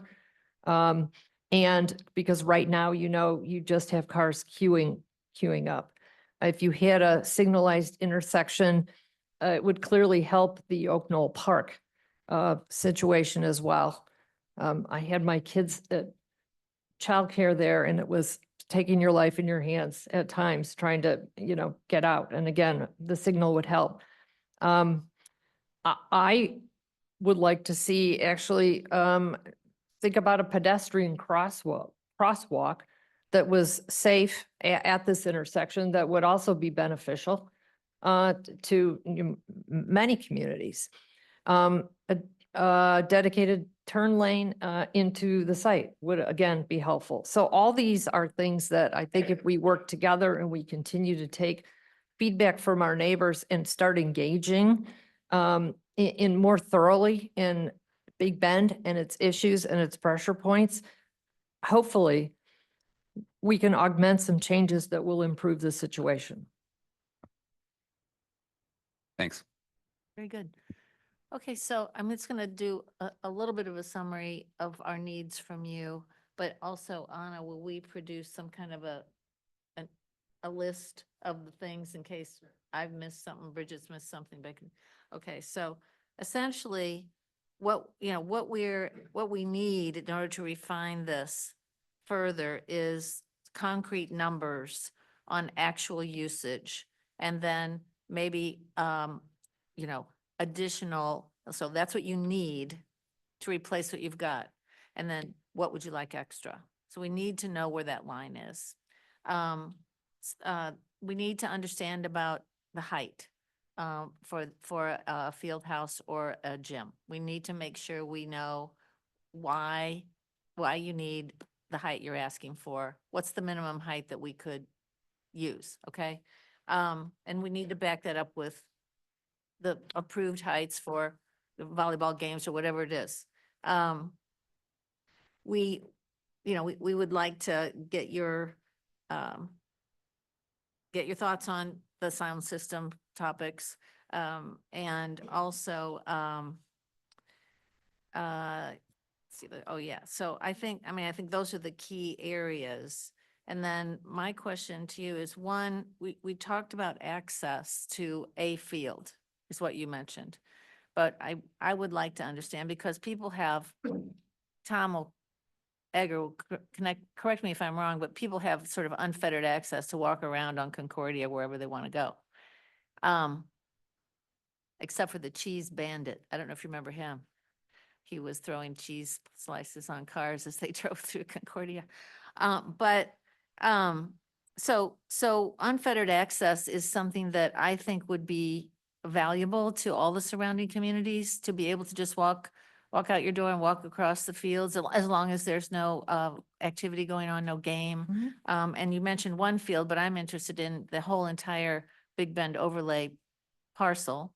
And then the other thing I want to challenge you on is how we've mentioned synergies between WashU and Concordia, but can you further synergize your use of the site, period?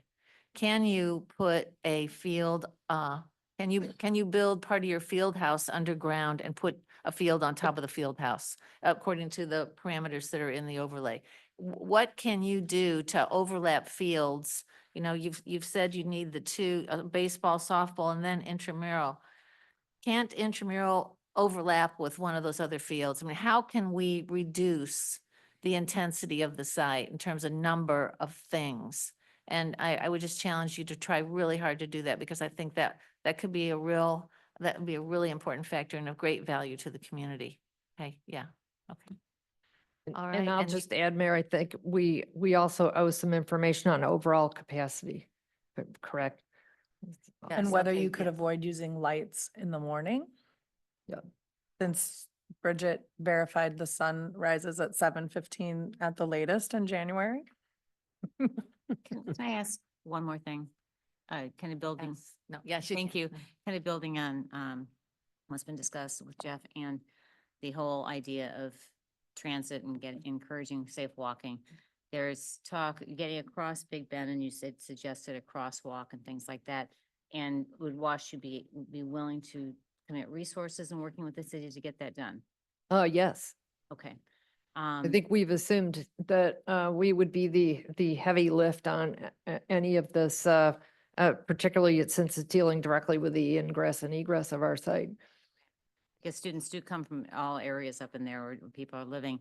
And I'll just add too that we've had the pleasure of having a WashU student, Dylan Colbert, come to several of our sustainability meetings talking about increasing the flow between WashU and the city of Clayton for the mutual benefit of everyone, and taking down some of the barriers along Forsyth, wherever else, to allow access back and forth, and working on that, which fits in with this. So I appreciate that commitment. Okay, very good. Appreciate it. Thank you so much. Tom, again, thank you for coming and talking to us. Appreciate that. Thank you very much for the opportunity. So I think at this point, what we would like to do is entertain any other questions for us, comments from our audience, the public who've been patiently listening. And you know the drill. If you want to come up, state your name and your address and tell us what you have to say. I would ask for some brevity. It is 8:30, and so we don't want to keep everybody too long, but just come on up. Oh, we don't want questions. Okay. Mostly comments rather than questions, I'm told. Yeah. Recognize Concordia and should monetize their investment in their property along Big Bend. It's an R2 zoned residential area. I believe this athletic complex, and it is a complex, is not the right setting in this R2 zoning district. Thank you. Thanks.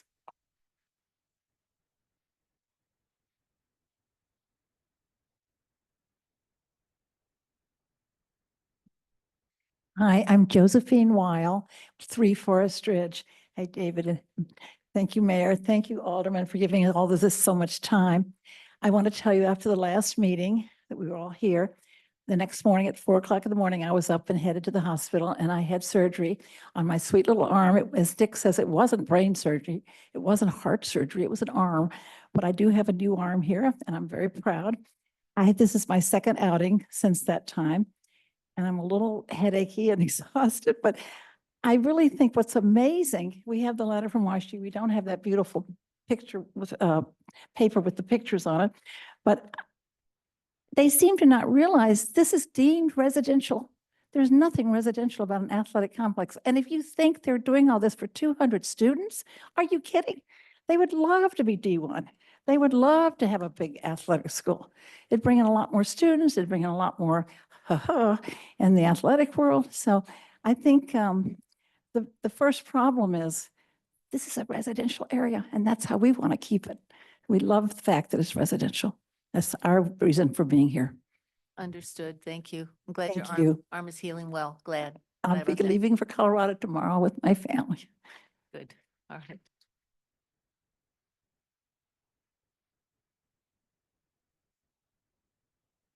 Jonathan Katz, 3 Tuscany Park.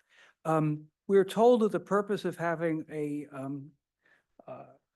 overlay district is to simplify and unify the planning process to replace a whole mess of individual CUPs for individual facilities. And that makes a great deal of sense. But it should not be to evade the restrictions that a conditional use permit implies. So for example, we have a section of the municipal code 405-840 criteria for conditional use permit approval.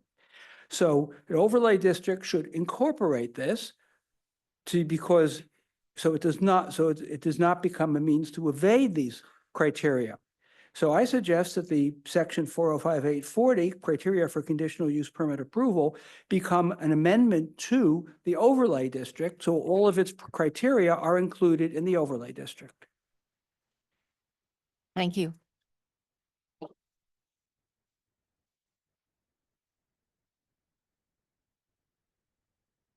Jake Ansler, 20 Southmore. The 3 points that I'd like to make. The first is, as we talk about, I think most of the folks that I've heard at these meetings are not interested in the overlay district. And the reason is that we continue to have these, how many angels can dance on the head of a pin conversations about what's going up at WashU, what's going up in that area, because they say, well, we need to know what the overlay district's going to look like before we come to you with something. That's the great thing about the conditional use permit process, is that the applicant comes with with a site plan.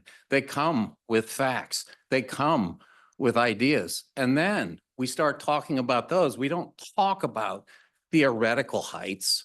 We don't talk about theoretical densities. We talk about real numbers and real buildings.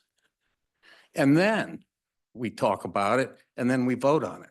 Why are we doing this overlay district when they don't even know what they want to tell you what to implement? I think it's clear that the plan is to move all the sports to this end. I mean, I think that's what we're hearing. It's no longer a gym, it's a field house. Well, that's what they have down there. They have a field house. We're coming this way with all of that. And I'll tell you, as soon as Fontbonne gets under WashU's control, those buildings are gonna start coming down faster than yard signs after Election Day. Okay? And that's where the rest of it's gonna backfill in. And it's gonna be all right there.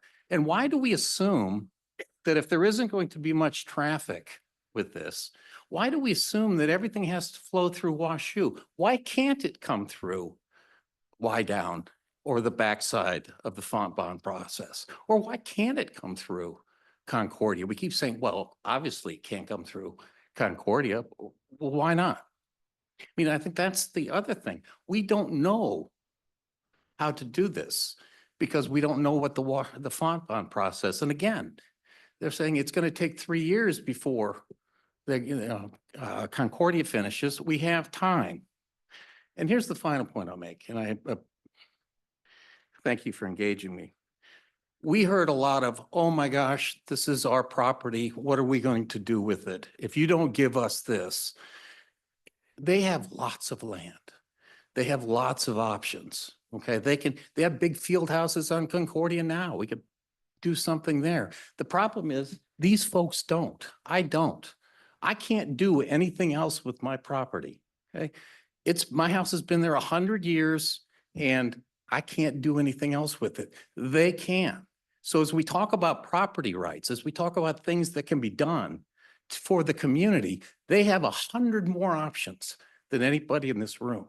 And I think we need to think about that when we're deciding how to move forward. Thank you.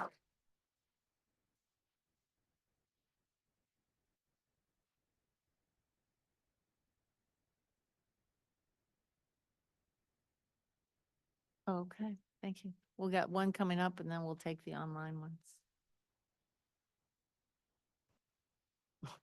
Or too short. My name is Marie Bone, 28 Southmore. Thank you all once again. Here we all are again. What are we all going to do on Tuesday nights? But I appreciate the effort that's being made and the investment of time, attentiveness right down to the number of feet. And I really do appreciate it.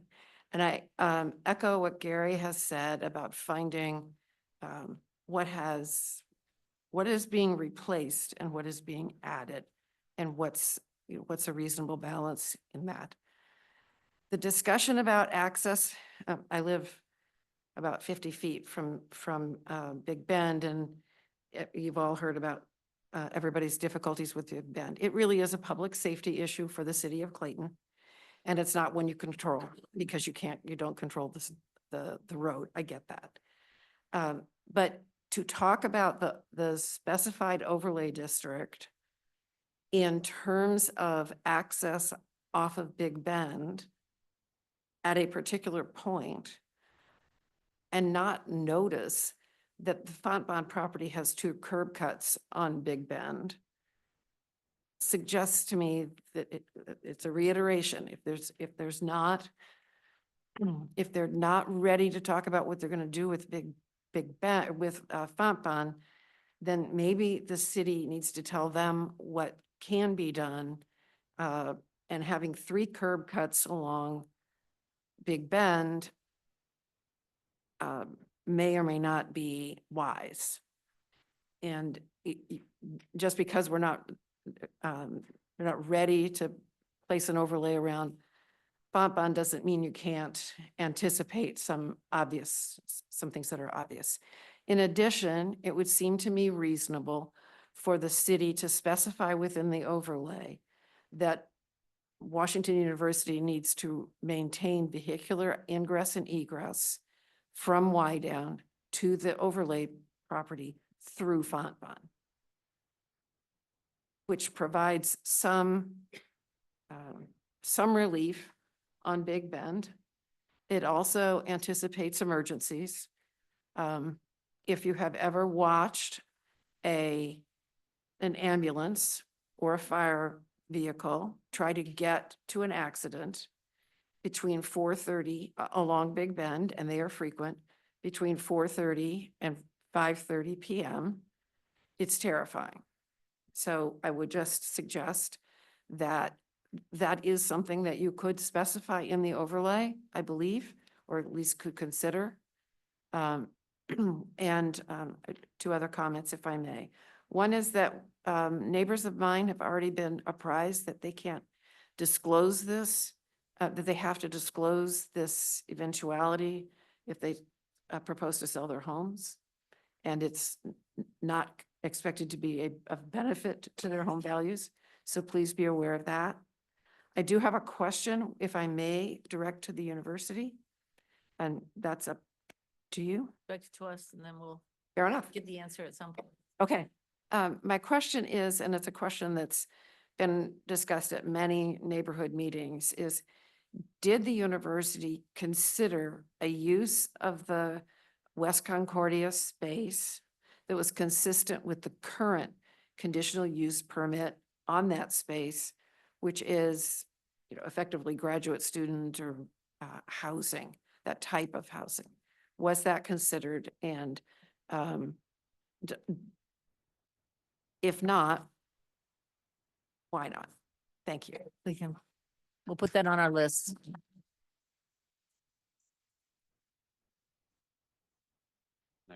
Yes. Hi, my name is Obie Griffith. I live in Hillcrest at 104 Arundel with my wife Shirley and two small children. I'm a full professor at WashU, and they've always been a great employer. So nothing against WashU, but we do have serious concerns about the Big Bend overlay. We feel there are many issues not resolved and needing more discussion. There's uncertainty related to Fontbonne that should be resolved first, as it will directly affect the overall changes in terms of traffic, et cetera. I understand the timing of that is challenging, but I think right now, I think it's fair to say that Fontbonne, the traffic there is very anemic. If WashU takes it over and puts a new school there or moves, I don't know, their School of Engineering there or something, it could easily have a lot of traffic, and then together with the Big Bend overlay, it would really have a big impact. We don't think the current overlay district plan sufficiently protects the residents, and I just want to raise three issues, some of which have been touched on already. The proposed event sizes and parking traffic to come with them, the hours of noisy events. So many in Hillcrest, and I'm sure the other neighborhoods, have small children. And until you have small children, you don't realize how early they go to bed, but they're often supposed to be sleeping by like 7:30 or 8. So we would definitely prefer earlier starts and earlier terminations of late event or of loud events. And finally, the transition zone on the northeast side abutting Hillcrest, which obviously affects us the most, we would really like to see those expanded as much as possible to protect the large tree population there, the natural terrain, the drainage.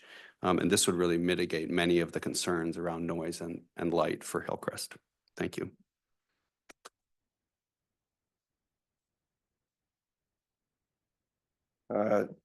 Dave Jump, 5 Southmore. I asked a question in one of the earlier meetings, not with this group, but with the planning group.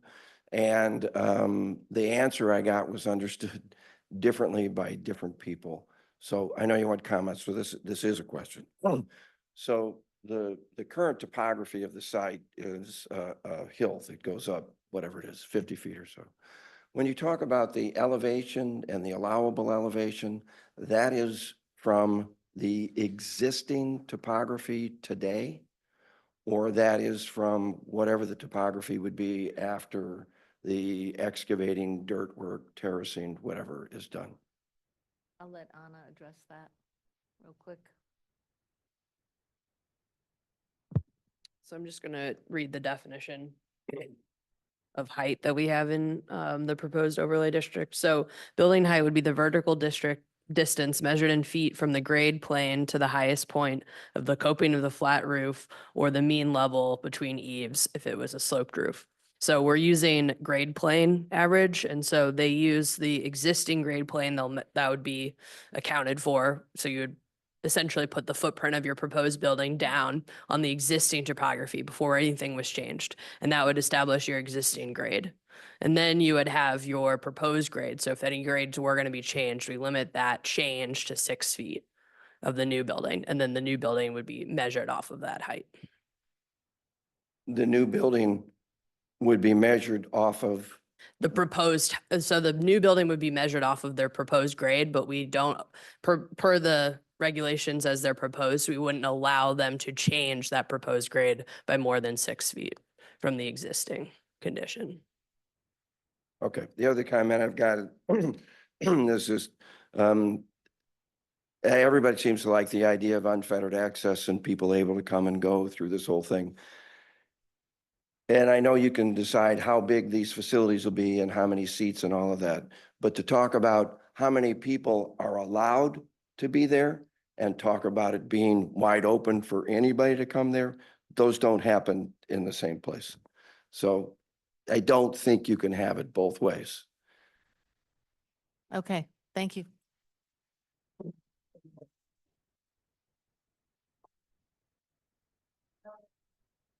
Okay, thank you. Yeah, sorry. Can we see the list? All right, okay, so Patty Hayda, Hi, can you hear me? yes. So I'm Patty Hayda. I live in Hillcrest also and trained in urban design and architecture. I sent a note to the Alder people with more detailed comments. A number of us have been trying to very quickly comb through the latest revisions and sort of understand what the implications are. But I just want to mention two things from the longer list. One is the current overlay states that the grade should not be lifted or reduced to create one elevation. I mean, I don't think any architect with competence would create a single elevation across there because it's actually an 80-foot drop on the one of the sides. I think maybe going diagonally down to Tuscany Park and 60-foot drop on the other side. But I just think that language is kind of allowing for that, and maybe it should be changed to may not be lifted or reduced to create one elevation, just so that we avoid something really crazy with like huge walls. The other thing was about the noise, because I think there's a lot of comments about the crowd size, and I understand that. But my concern with the noise is the amplified game commentary, because games are a couple hours long. And if there's commentary like so-and-so's at bat and okay, there's a first base, whatever, it's gonna just be an ongoing talking sound. And that to me sounds really like something that neighbors, I don't see how anyone would want to listen to that for that many hours, especially in the time that they're home, which is like Friday evenings and Saturday and Sunday. That seems to me the scariest part about this is like we will just be listening to baseball games all the time in the spring, maybe soccer too. So I just wanted to bring that up. It's also set currently at 60 decibels or 70 if it is like intermittent or something, or if it's a whatever impulse or something. But that is the low range of leaf blowers, which are very loud. And it's also it's higher than the number allowed under the landing planes at Lambert. And I just know that because of my research out there, where they deemed it unsuitable for residential and they cleared out a whole neighborhood under the noise overlays that were going on there. and I'm happy to send you maps from that. So I think the overlay should hopefully have a much lower decibel level, with the idea that then the university could maybe test anything higher and agree upon it with the neighbors, something like that, so that neighbors aren't stuck with 60 decibel commentary with no recourse to change it because it'll be written into the law. So those are my 2 big points. Thank you.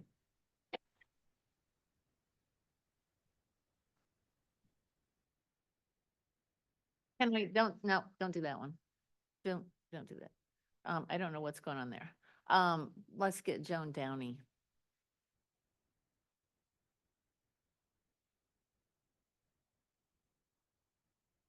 Hey, Joan, we're listening. Now, can you hear me now? We can barely hear you. Okay, can you hear me now? Yes. Okay, thank you for calling on me. So I have a couple comments. I'm incredibly disappointed and exhausted after 16, 18 months of trying to be an engaged citizen, to still come to what would have been the voting meeting and still not have the facts on current usage. I'm sorry, there are a lot of us that just, we're not doing this for a living, and it's going to be really painful to deal with this process if it goes on for 2 or 3 years. Second, I appreciate the Concordia leader, and I wish that Clayton, the citizens, had an opportunity to help Concordia with its long-term financial plans. I would have loved for the city to have been party to what we could do to help Concordia in its long-range fiscal plans to create a long-term revenue with many ideas for that property, other than to swap what initially sounded like a small intramural 3-field swap, which I'm sorry to say, has made me feel that the initial proposal has been disingenuous, given that it's continually morphing into this more massive athletic complex to accommodate every possible future kind of sport that we could wish for. The second point I want to make is noise. I Googled the decibel level of the Miranda, which is your default Apple on your phone. If you've ever tried to have a conversation with someone when their cell phone rings and it's the Miranda noise, that's 55 decibels. This proposal allows for that. Imagine us, the whole neighborhood, living with that constant noise. Everyone dislikes when a cell phone goes off and someone hasn't turned off the Miranda noise, but that's 55 decibels, and this plan permits for lower. This should go back from a noise point of view to whatever a quiet neighborhood is. And the gentleman who was not WashU, but did the research to figure out when we would be dealing with tournaments, and it was nights and weekends, really gave me a disheartened feeling that my constant Big Ben traffic driving nightmare would extend itself now to 7 days a week, including evenings and nights, which is frankly the only respite time that we who have to get home or get out of our homes have as relief of the parking lot line on Big Ben. And it looks like these tournaments are now going to make that time, our evenings, our nights, our weekends, literally a continuous parking lot. Thank you very much.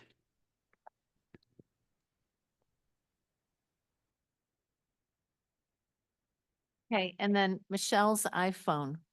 Hi, Michelle Dillon, number 4 Southmore. I just have 2 quick comments. Number 1, when Mary from WashU said, you know, you were taking your life in your hands to get out of Oaknall, we face that every time we leave in the morning or the evening. You hope the people in the right lane don't come into the left as you're pulling out. Number two, I'm going to echo what Joan said. When this first came up a long time ago, it was 3 fields, maybe a small gym, and now it's an entire complex. And it's very, I find WashU, I feel this has been disingenuous on their part, and I'm just disheartened by the whole process. Okay, thank you.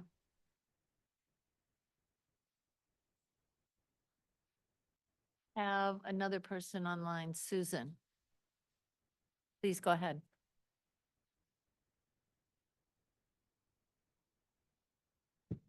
Susan Furdak, you can unmute and speak if you'd like.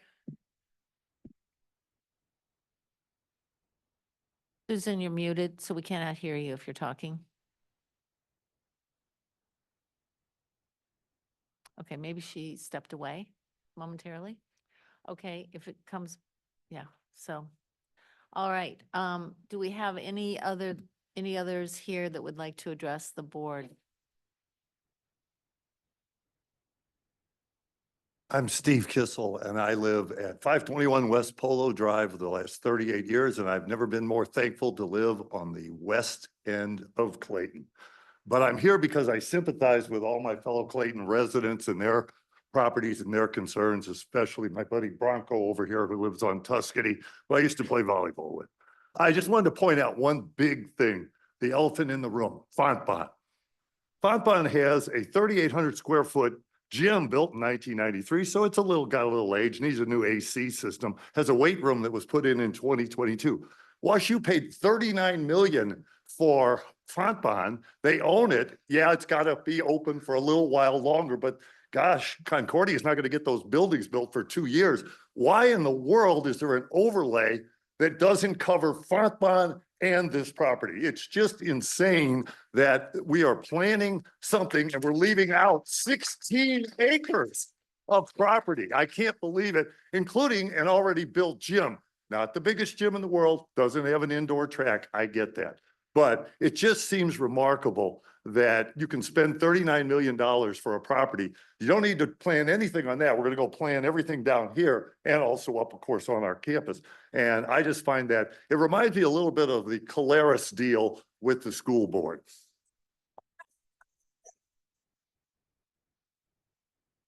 All right. Yes, come on up. Good evening. My name is Carol Needham. I live on Tuscany Park.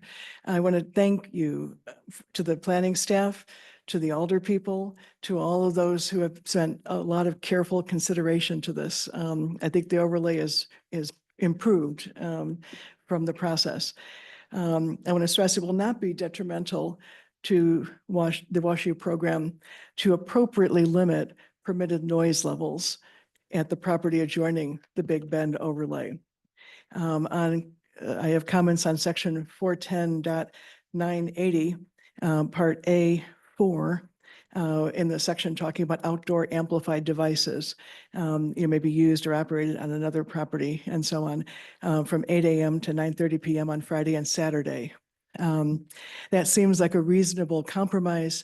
That's 100 days a year if they're operating on Friday and Saturday, and then delete the phrase from 9 a.m. to 6 p.m. on Sunday through Thursday. That's the entire rest of the week.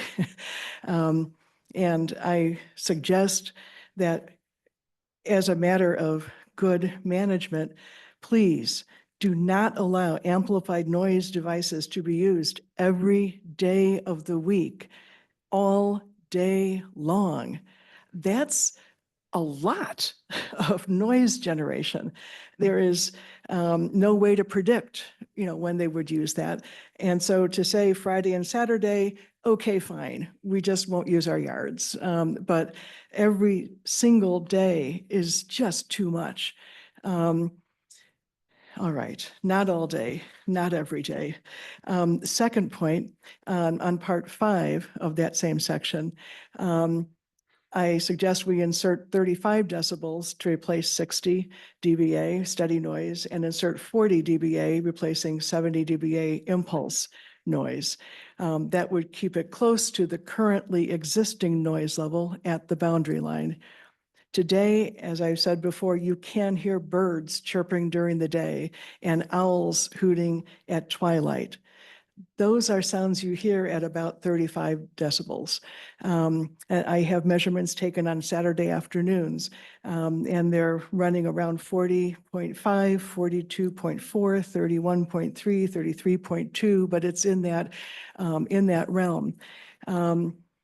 70 decibels has been already commented. That's close to a vacuum cleaner. That's an alarm clock noise. That's the garbage disposal running a couple of feet away and a leaf blower running 50 feet away. 70 decibels, even as an impulse, is distracting, and it's too much, especially paired with all day, every day as a permission. I agree with what amplify Ms. Hayden's comment about the ongoing amplified game commentary.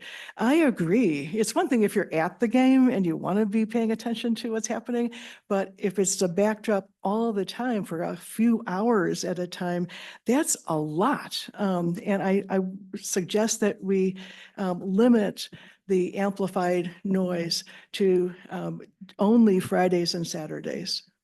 Okay. Yeah, Thank you. Thank you very much.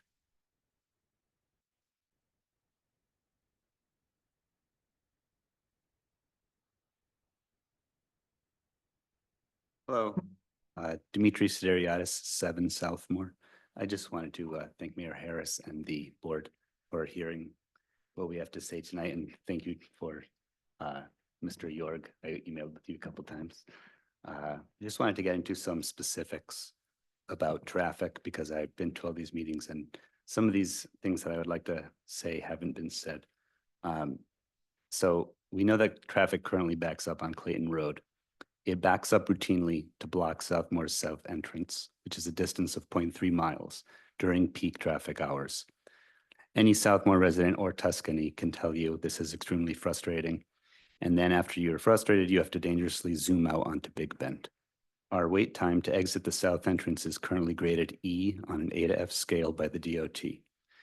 Should a signal go in at Oak Knoll, it would be constantly triggered at peak hours by the daycare center volume.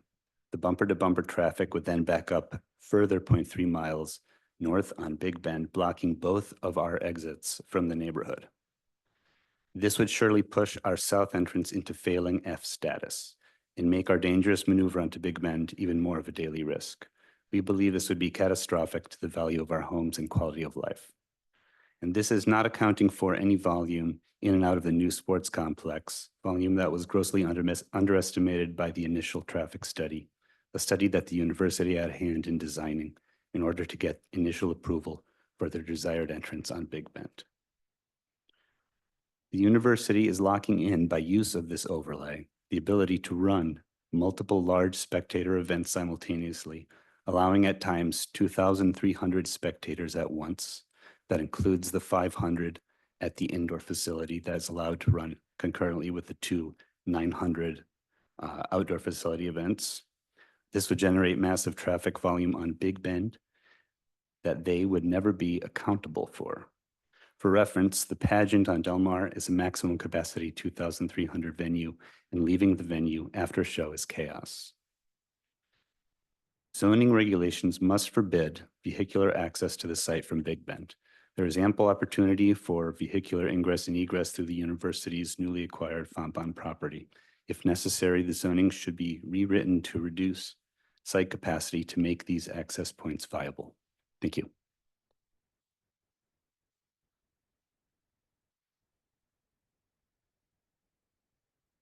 Others?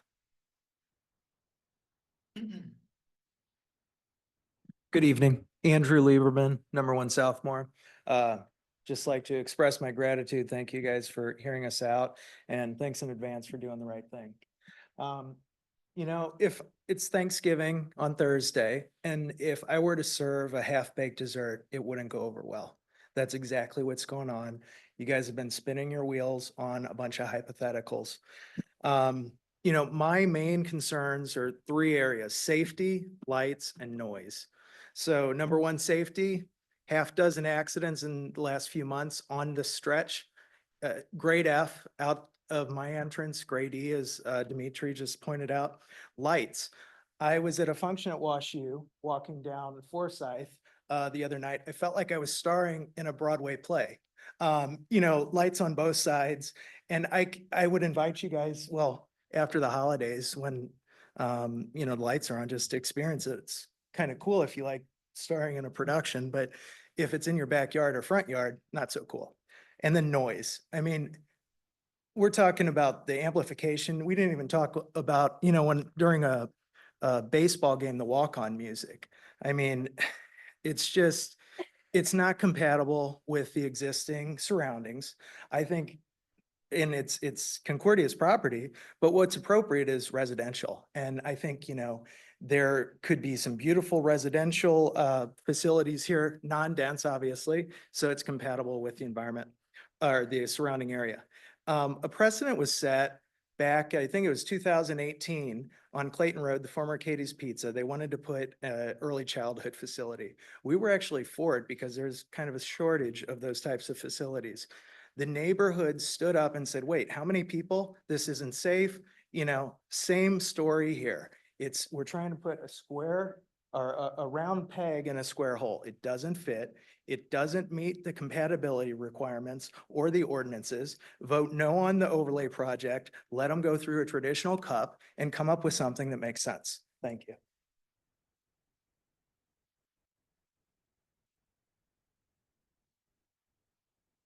Do we have others that would like to speak? Okay, yeah. You're not going to read that book to us, are you? No, Okay. I just, my name's David Anglin. I live at 6360 San Benita.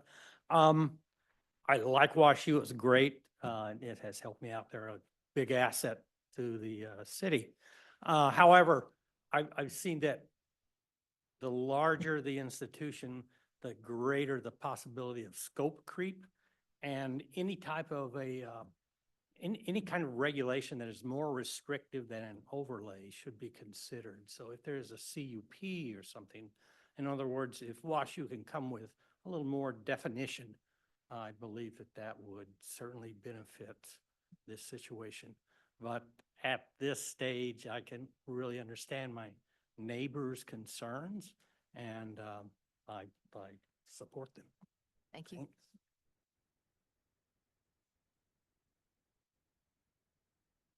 Anyone else?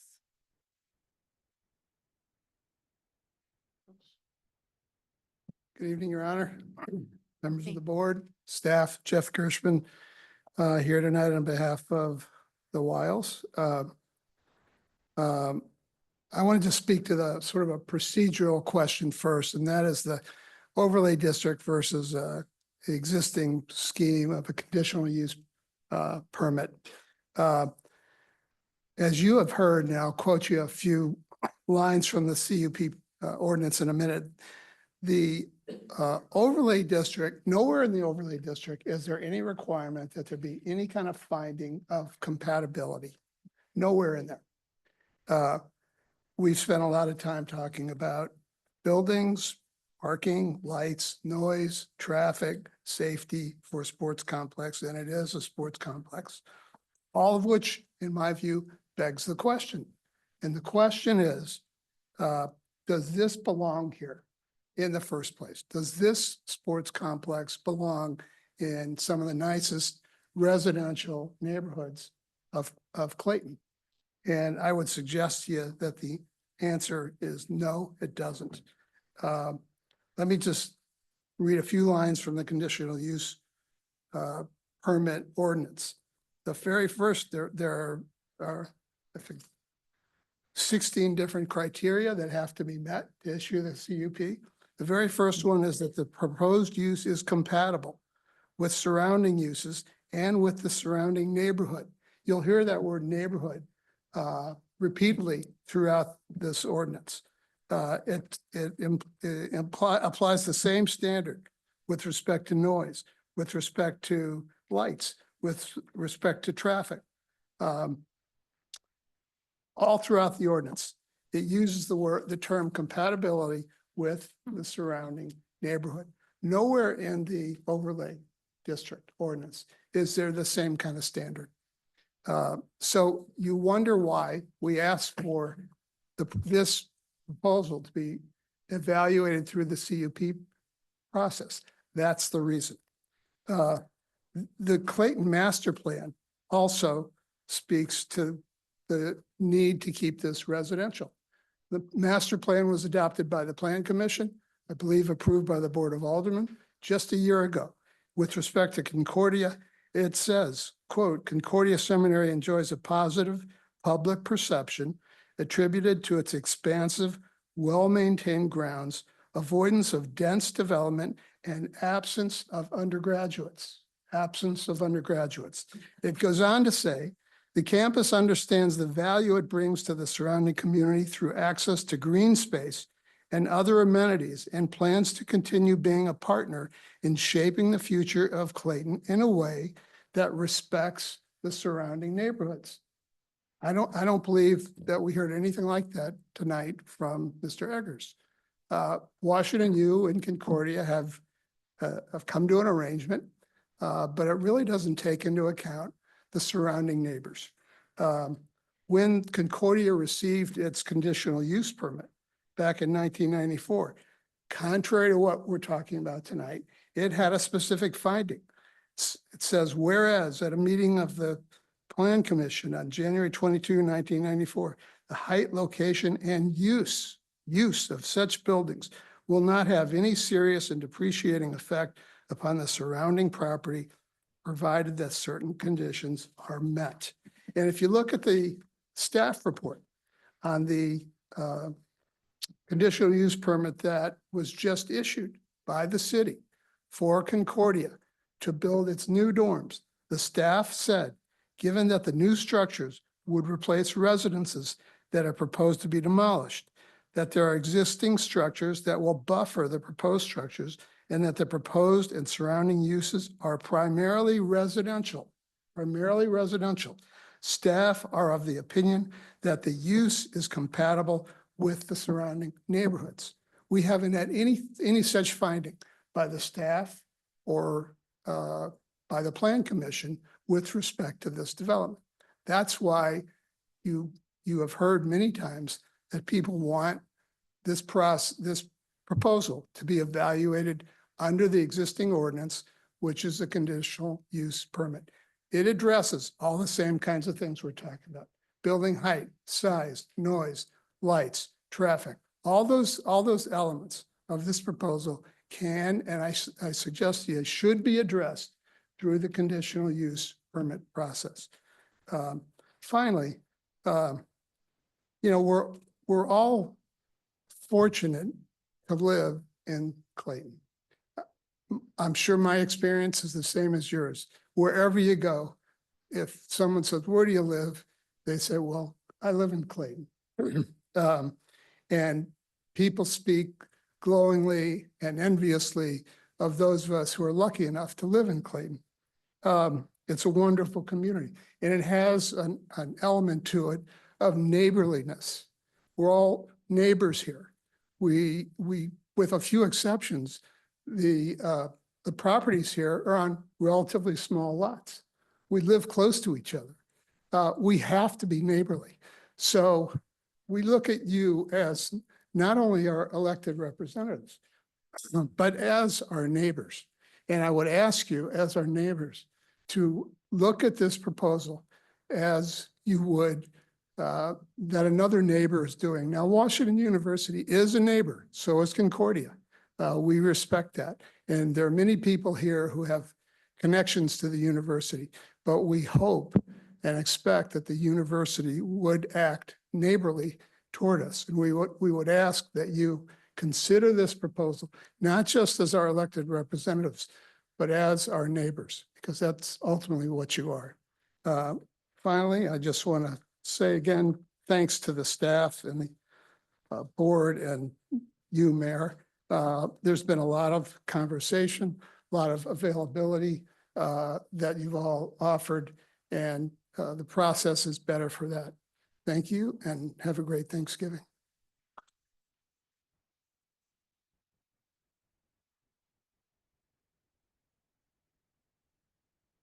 So if I might, and then you're welcome to come up in a minute, but if I might, just while it's hot off the press, I just want to make a couple comments based on your comments. You don't have to stay at the podium. I'm just going to make these comments. Just to clarify a couple of things. We had mention of a master plan that demanded residential on this property.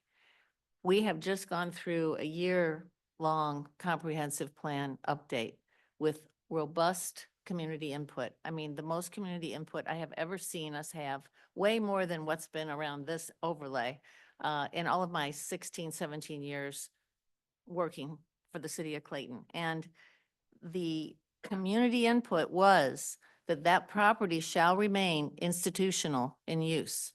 It doesn't designate residential. It doesn't designate athletic. It shall remain institutional. That's one point. Number two, the idea of compatibility and no depreciating effect on the surrounding area that is embedded in the comprehensive or in the conditional use permit. It is, I can see that it is, and we can see that it's very important to what you think is the best safeguard for the community. So number one, compatibility is considered in site plan review, and everything that would go on under this underlay, if it went forward, everything that would come forward as a site plan would be considered under the compatibility requirement. Number two, as we have talked among ourselves or with many of you, what if we put that language in the overlay? We have no problem. I mean, we haven't voted on that, but if that is what you view as the key to safeguarding, compatibility and no detrimental effect on neighborhoods, if that's the language that makes this whole for you, and at the same time, the board can feel more secure in developing much stricter standards to start with for tree canopy protection. I mean, I won't go off on this, but that's one of the main things that I think an overlay provides us is the canopy protection. Some of the requirements in the CUP just are very weak when it comes to certain things, and we can do better with the overlay. So what if we consider this as a board, and what if we put that in? We could consider it.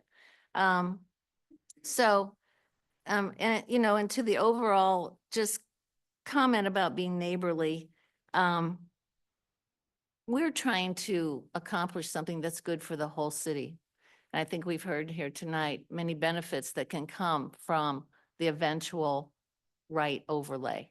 And we want to be good neighbors to all of you, but we also want to keep I'm going to especially say Concordia, WashU. I know you guys are healthy and you don't need any help, but we want to keep Concordia healthy for the long term, for the next 100 years. And so we want to try to make it possible for them to do what they need financially. So just a few comments there.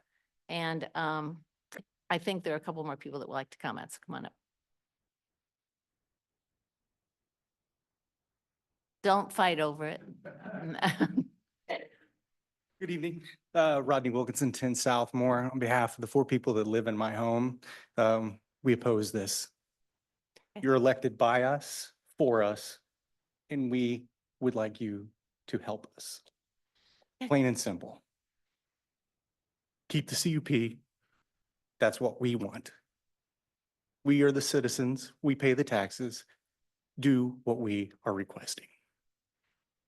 Next, in regards to collegiate athletics, this dark sky, lights are at 80 feet down, not up, correct?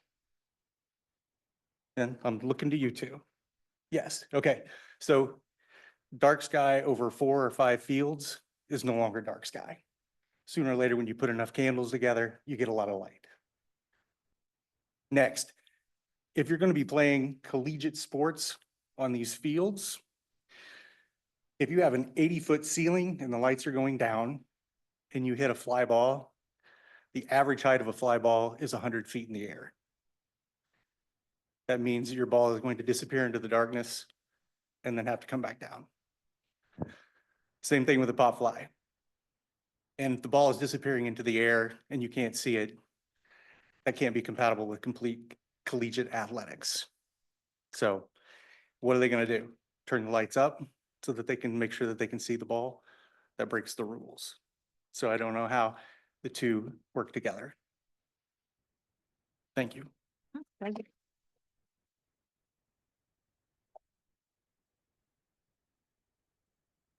Hi, David Edison, 30 Southmore. Thank you. This has been a learning experience for me. Every single meeting. I wish we could get this to go faster. I know we can't. What really disturbs me, especially tonight, is the lack of anything from the board about the obvious scope creep, as someone termed it, disingenuity, the obvious bait and switch tactic that is going on. We had a gentleman stand up here and say that WashU does not have an indoor track field. That was not true. You had to pull the truth out of him. We are not being given a fair shake, and we are being told, well, Washington University and Concordia have the right to do whatever they want or have the right to do appropriate things with their property. And we want to protect our citizens, but I really, really want to bring to the forefront the absence of any commentary on the shifting sands beneath our feet and this presumption of goodwill over here on this side from the people who don't have conflict of interests.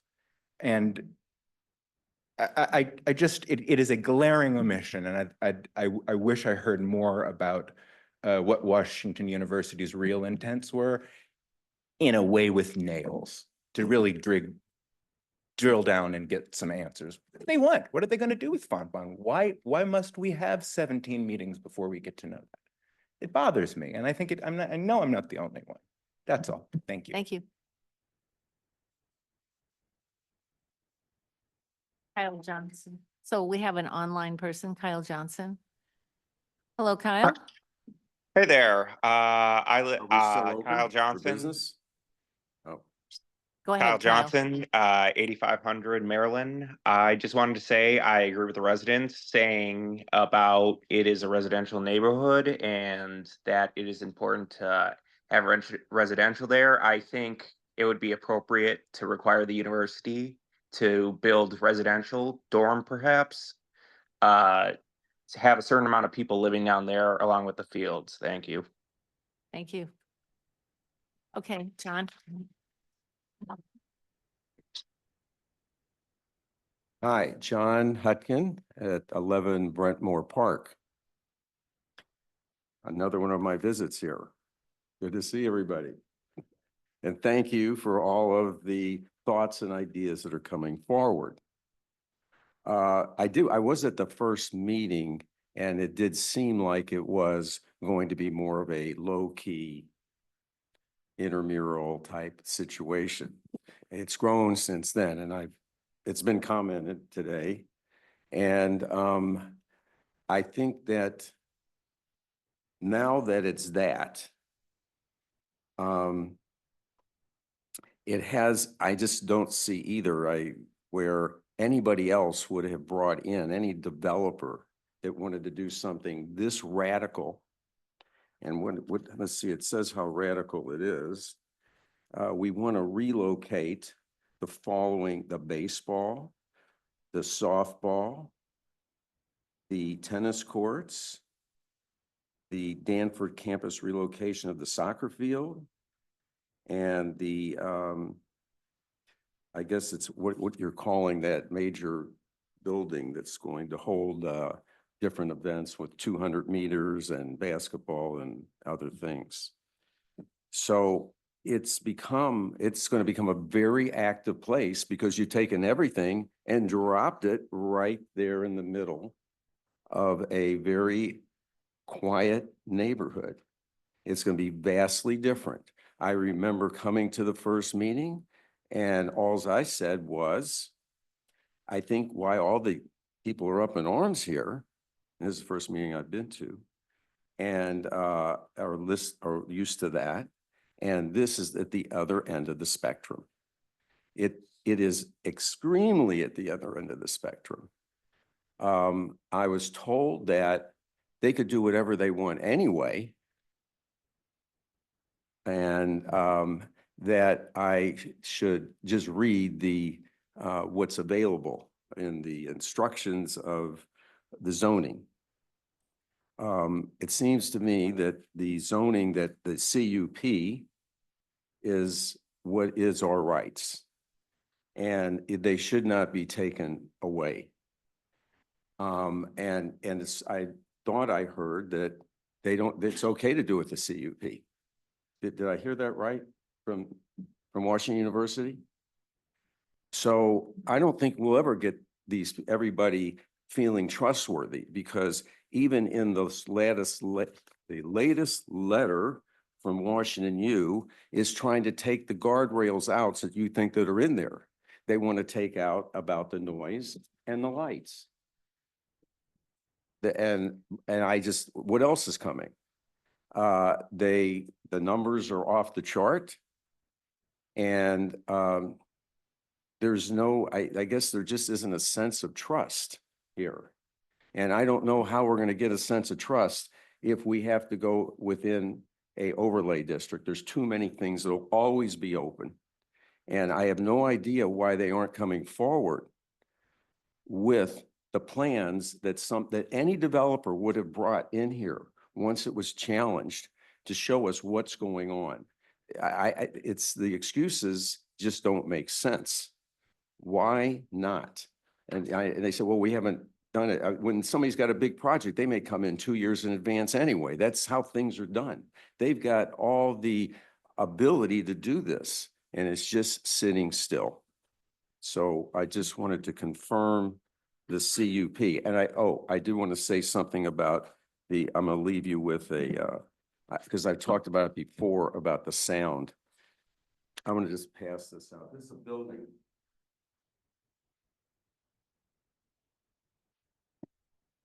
I spoke about that. If you look at it, it's a small building.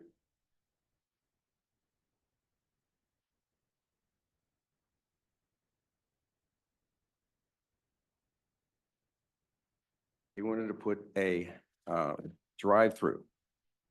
And in the first page, there's the front, then you go to the back, there's the drive-through, the second page.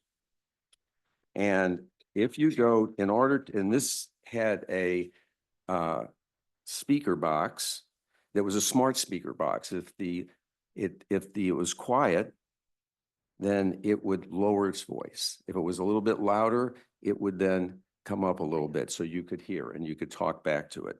If you look at the last page, you will see a retaining wall. And then behind the retaining wall, there's a sound wall for like 90 feet to protect 2 houses, just for one person talking to another 80 feet away. That's what it took to do that. So all this talk about sound is going to be off the charts.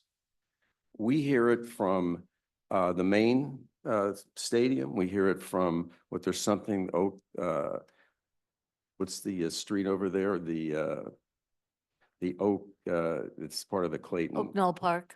Yeah, there you go. Anyway, they were having some event there, and I'm happy to have that. And I want to support Washington U, but this is just the wrong place for that. So I just want to bring that in again. Okay, thank you very much, John.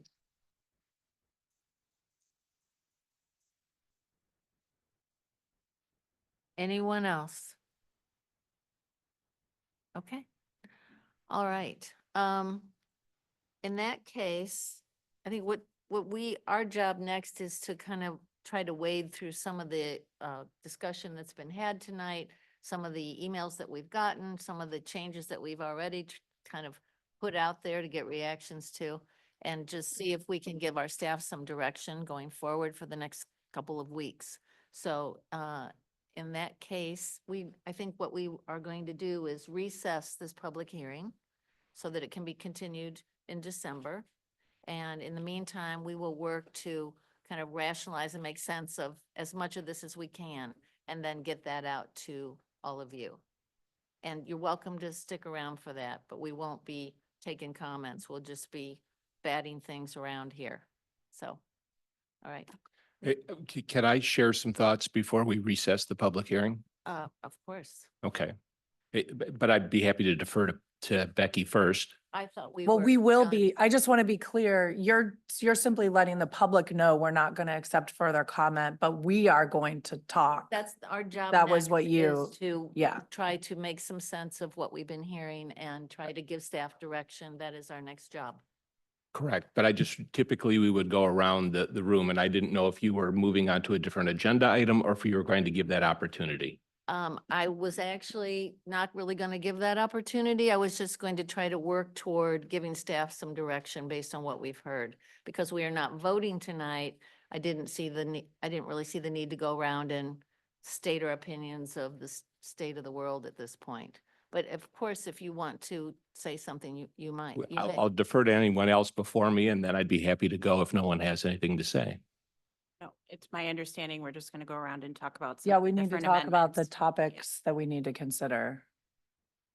Or amendment. I'm going to suggest, and I want you to feel free to speak, but I'm just going to suggest that a time for your comments probably is in December.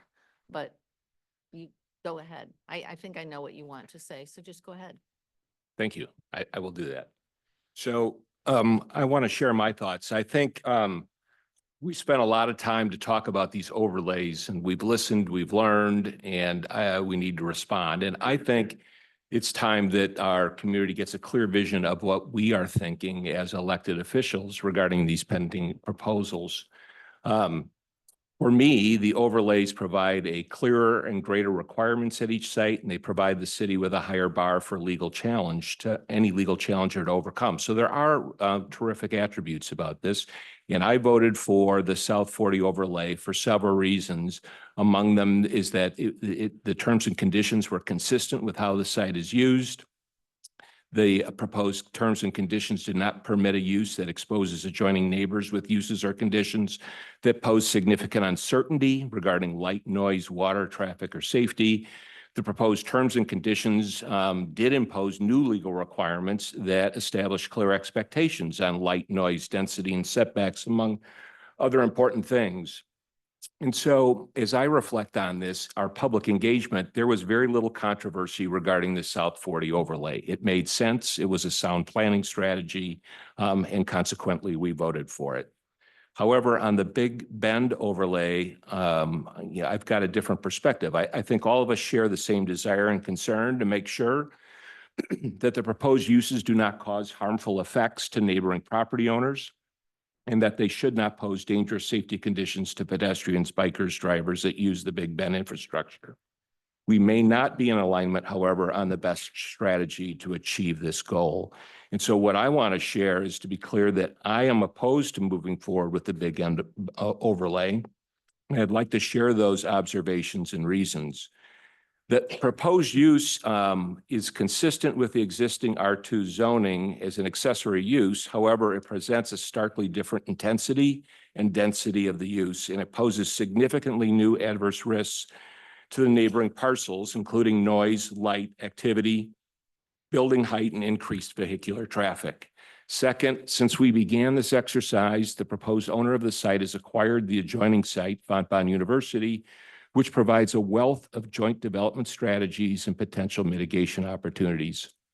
It seems to me failing to incorporate this new information is very short-sighted. Creating an overlay for just the Concordia site allows for development without incorporating any strategy involving the Fontbonne site. I understand we can't require them or any user to use this other property, but I am opposed to providing an avenue where it could be developed without incorporating that site. Third, while some mitigation strategies are likely to be imposed, no matter what the proposed development might look like, without a site plan, we're using educated guesswork strategy to address many of the significant potential risks. Fourth, another goal of adopting the overlay is to avoid piecemeal development of the site by giving the owner the big picture parameters from which to work any potential designs, including phase designs.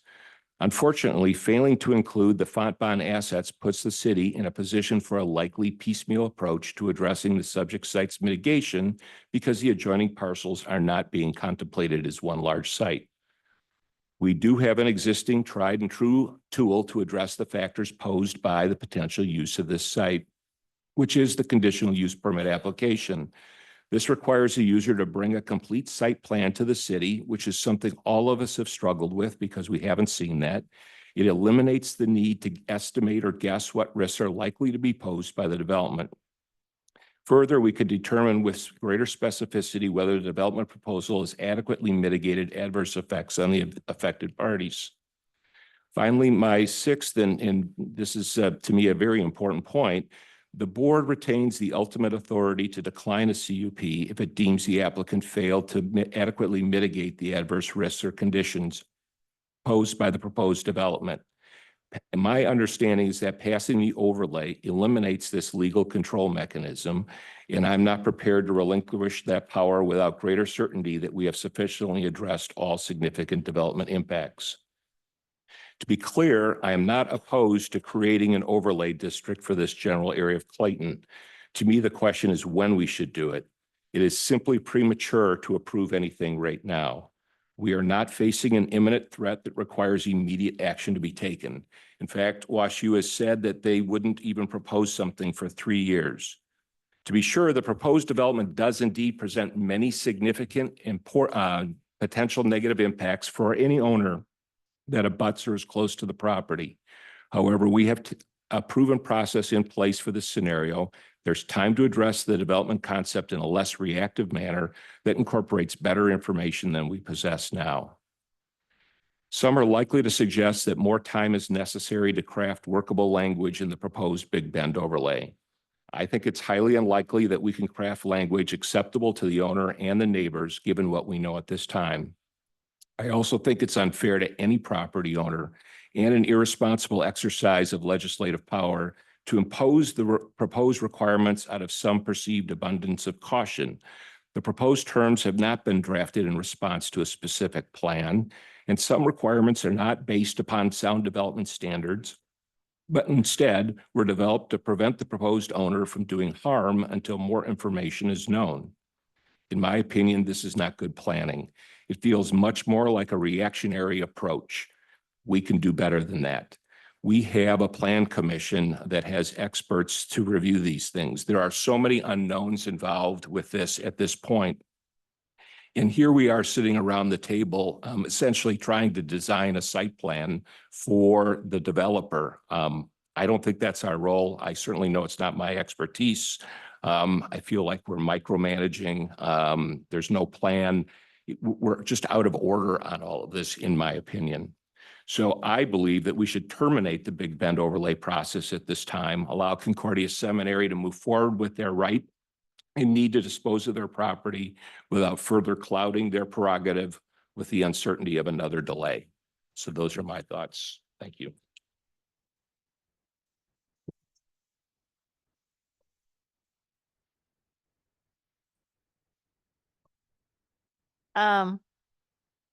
I guess I can ask if you'd like to make a motion to terminate it tonight?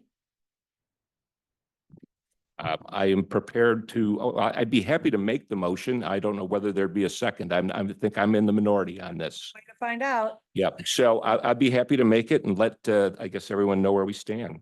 I would make a motion to terminate the Big Bend overlay district for consideration. Do I hear a second? I'll second, and there'll be time for discussion, correct? Second means we discuss it. Yep. Doesn't mean Okay, anything beyond. we can discuss it. Okay, we'll go around in order of seniority then. Are we talking about the amendments or are we? We are now, Entertaining the we motion on have the now floor. gone in a different direction. Okay. Then, and we are delaying that discussion so that we can entertain the motion to terminate discussion of the overlay period. Okay. So do you want to terminate it or not? I'm not ready to go down the termination route. I think I I understand there's a lot of concern about the overlay. Obviously, there've been many in this room that have voiced concerns about it. However, I have heard from a lot of residents who are starting to really see the benefits of an overlay. So I think they would actually be more concerned if we are going to terminate the overlay and abandon all the protections that I think we've worked really hard to make sure that they're there, that quite frankly might not be present in the CUP. Those are some of my biggest concerns, that the big setbacks, the tree protection, all the things that I think we have done significantly better after each edit of the overlay, I'm afraid will not necessarily be available in the CUP. So I'd like to keep looking at the amendments. I'd like to keep looking at how we can expand the protections. I think we still need to hear from WashU to understand some of their some of the reasons that they've discussed, increased population or why they need a certain amount of spaces. So I guess once I kind of have a fuller picture of whether or not these amendments are going to be present and whether I think that there are enough protections, especially related to noise and light and certainly density on the site. Yeah, I would like to just keep going down this path, and then I will make my decision at that point. Yeah, okay, very good. Susan? I don't think we're ready to vote on the overlay tonight. I am not ready to make a decision on that. I'd like to hear WashU's responses to everything they've heard tonight, to where we are, have a little bit more discussion on many of the same things that you said, that the noise considerations that came up tonight, the stomp bond, it is a big issue. I understand for, planning reasons, all that, it's not part of this, but it does in fact impact a lot of the conversations we're having, whatever that might mean. Through this entire process over all these months, it does seem clear that an overlay is the best way to keep what everyone is trying to keep in this neighborhood. My understanding is that we've been advised that this piece of property can be developed into athletic facilities. The entire property can be developed there. And so the starting point really then is, how do we make sure it's developed in a way that protects what we have and what we want? And actually, then the next step would be, how can we leverage it forward to benefit our community? With the bike lanes, hopefully working with Big Bend, cutting back traffic there. If anything, I don't know how that's going to work. It is hard not to consider FOTBON in it. I understand the technical reasons. We're told we can't do that, but it does make it much more difficult. And it does feel a little bit piecemeal. Here we are at the board level, picking up this piece or that piece and putting it in, and we really need a cohesive look at what is the best use of this, probably as an athletic facility. I think that a lot of the concern is it should be residential, it should be this, it should be that. That's not how it's zoned. And so I hear what Rick is saying. I think we all share a lot of those concerns. We share a lot of concerns that are out there. And that gets you to what is the best way to protect and move forward our entire community. And it may well be the overlay. I would like to hear WashU's responses to what's happened tonight, and then have us a chance to discuss it and then take a vote after that. I don't know if that can happen by the second week of December. I think it might be longer, but maybe sometime in January. So that's where I am on it. Just what we're shooting for. Yeah. Okay. Very good. Thank you. Go ahead. Thanks. Yeah. I am repeatedly reminded of the idea of accepting the brutal facts of the situation and working with faith that we can together come up with a way to overcome those. And the brutal facts are that this is private property owned by Concordia. And they have done significant planning around how to secure their future. And they have the right to do that. And we don't get to tell them, well, we want it to be residences, or we want it to be this. And we might wish that they had known that there are a number of people in our community who would have been willing to finance them or provide them some sort of funding to preserve it as parkland, but I think that's still just a real theoretical thing. And the fact is, like, they have the right to enter into this agreement, and the existing zoning on the site allows this use, and the overlay is more restrictive than the CUP. We have pressured staff on this repeatedly because I understand that folks feel that the CUP is a powerful mechanism. And the fact is that it isn't. Like, it's administrative versus legislative. The reference to the 16 criteria in the conditional use permit, we have a mapping that we can share that shows exactly how each of those 16 criteria are addressed in the overlay. So you can see that the overlay has specific criteria for the site plan review that will take place during it, that a project's compatibility with its environment is considered, that is promoting compatibility with adjacent and nearby properties, which we must note, 2 of the adjacent and nearby properties are institutional uses today, 2 borders of the property. This is not like if you take this outside, it is not an unreasonable use. What we can do is limit the density and intensity, the noise and the light. And I believe if you've been listening to us, you've been hearing myself and many of my colleagues press for specifics and hold down the bar on the existing and current activities and the minimum that would need to happen there for that to be possible. And I just believe that the response from WashU, if anything, to what we've suggested so far, demonstrates the risk of proceeding without an overlay. If we don't enact an overlay, they have suggested that they will consider moving forward under the CUP process, and we should expect them to ask for all of the things they've put in their response letters to date, if not more. And we will not have the legislative power to layer the protections that we are working to do here. It's just like, I know that people wish it was different, but it isn't.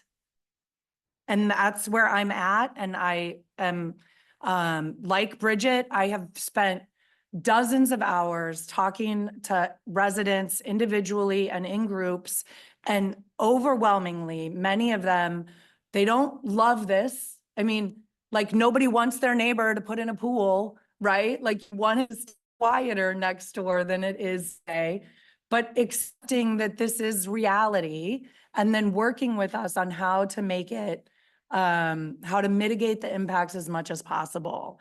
And it's for those residents as well as myself as a neighbor that I will proceed with the overlay process. And that's my intention. Very good. Thank you. Alderman Fader. Well, I don't intend to vote for the overlay until I think it's in a condition that I think is appropriate, but I would certainly not withdraw it at this point. I think we will get more information from Washington University. I wish we had it earlier. There are a lot of things I wish. I would like to wish with the rest of you that the R2 district where the CUP is found, I'd like to wish with you that it doesn't provide for college use or university use, and it doesn't provide for athletic fields and athletic facilities, but it does. It has for 75 years. It's exactly among the list of things that are permitted in the R2 district that creates the CUP. And in fact, if you look at it, there's a whole list of things that are headed permitted uses. And what the CUP says is these are all the permitted uses, and they include colleges and they include athletic fields. But then when you look in some of the other CUP sections, it says, look, all of these are in fact, it says that these are actually uses that are indeed compatible, but that some of them may cause issues of excess noise, excess odor, all of these potential negative effects. And what the CUP does is say to the applicant, show us what you're going to do to address these things. And Mr. Gershman and I had about a 30-minute call, in which I think we convinced each other of absolutely nothing. But I said to him, I understand there's a provision that talks about compatibility. I think what the ordinance very clearly says is if you have an issue that you have to address in terms of compatibility, the question is, how are you going to address these negative factors in order to overcome any issues of compatibility? And by the way, I might note, I'd looked today to see a definition of compatibility because I know Mr. Gershman's life seems to revolve around that term right now. And it is to exist or occur together without conflict. And I think the whole concept is, it's not that athletic fields are the same as residential. Of course they're not. Doesn't mean that to be compatible, it means that if you have residential, you have to have nothing else but residential. It means whatever other use you have there has to be able to exist without conflict. Now, I think the whole issue here of the overlay is, how do we deal with the conflict? How do we deal with the fact that these athletic fields are permitted there, universities are permitted there, but how do we address concerns about noise, odor, buffering, and all these other things? Again, I would say, as I did at the last meeting, everyone who wants to put the CUP on the pedestal, understand that the CUP, because it's a residential district, that's why it was designed, but allows for universities and athletic fields, but it doesn't address what you do with athletic fields, which means there are no standards in the R2. It doesn't say what we're going to do with the fact that we have athletic fields. So does everybody really want to go to the CUP process where there are no standards in the R2 that address this? Everything, as Becky pointed out, and people across the room have pointed out, everything that could be in the CUP is in this ordinance. And you start off with the CUP and you start with nothing. You start with an applicant, Washington University, who I said last time is smart enough to know that they will submit a site plan that addresses every one of these issues to what they think is a satisfactory level. And then the city's response will have to be, and they have no standards to start with because there is nothing about buffering or any of these other things. The city's going to have to come back at the Plan Commission and say, oh, that's not good enough. And we're going to have to do this instead of that. Now, you know, my friend, Mr. Hummel, says the CUP is a tried and true process. I can assure you it's been tried, but I think repeatedly it hasn't been true. It hasn't been true to the people who have tried to use the CUP process because it doesn't work except if you got a single family application. So I think what we've tried to do in both of these overlay districts is to recognize that institutional uses need their own kind of overlay that addresses all of these things, needs to do it up front. I would predict if this goes down and whenever this is submitted, Washington University will submit a conditional use permit for 2 fields, the softball field and the baseball field. That would be obvious because once they get rid of those and move them, then they can start building housing on the South 40. Now, I can tell you that they're not going to have to do a whole lot because we can't force them to show anything more than those first 2 fields. They're going to put those out there and they're going to tell us what they think is appropriate lighting and sound, et cetera. And I can tell you, we're going to have a heck of a time turning them down, even if we wanted to, because we have no standards to begin with. You know, we've made them, we put them in their own home court. We're on the defensive, to say nothing of this issue about legislative or administrative. So again, if I thought the CUP was a good way to go, I would love to agree with you because I'd much rather be applauded by you than booed. But that's not why I'm here. I'm not here to get applause. I'm here to do what I think is in the best interest of everyone. And that's why I think the overlay is what we need to do. It's not there yet. It should be perfected. And then finally, on the issue of Fontbonne, and only because I am a lawyer, I do feel compelled to say, unfortunately, I'd love to see them tell us what to do about Fontbonne. We can't make them do that. I'd love to have them include Fontbonne in their application, but we can't do that. If they have a legal interest in these 27 acres and they choose to submit that, that's all we can force them to do, and we need to deal with those 27 acres. And I can tell you, it's my opinion, and I think shared by others at this table, we don't have a legal basis in a plan commission hearing to tell them, oh no, we're not going to deal with this unless you tell us what you're going to do about Fontbonne. I wish we could, but we can't. And because I believe we can't, I think we have to make the best of how we deal with these 27 acres if they come forward. And I think that's the overlay. And I hope we can get in the next, 4 to 6 weeks, we can get to where people feel more comfortable. And that's where I'd like us to be. Thanks. Thank you very much. Okay, Just a couple clarifying comments. Sorry, I do want to respond to what others have said. First of all, I want to be clear. I have not said I wouldn't find an overlay appealing or approve one. I have said that this isn't the right time to do it. Timing's premature. We don't have enough information. Second, I don't think that we are without any recourse and anything goes in terms of the site. I do think athletic uses are permitted. I won't argue the law with an attorney. I know better than to do that, and I'm surrounded by them. But it would seem to me, given our experience on the daycare facility, that we do have the right to impose some type of concern regarding whether or not adverse consequences have been mitigated. To say we can do nothing about it seems to me to be unrealistic.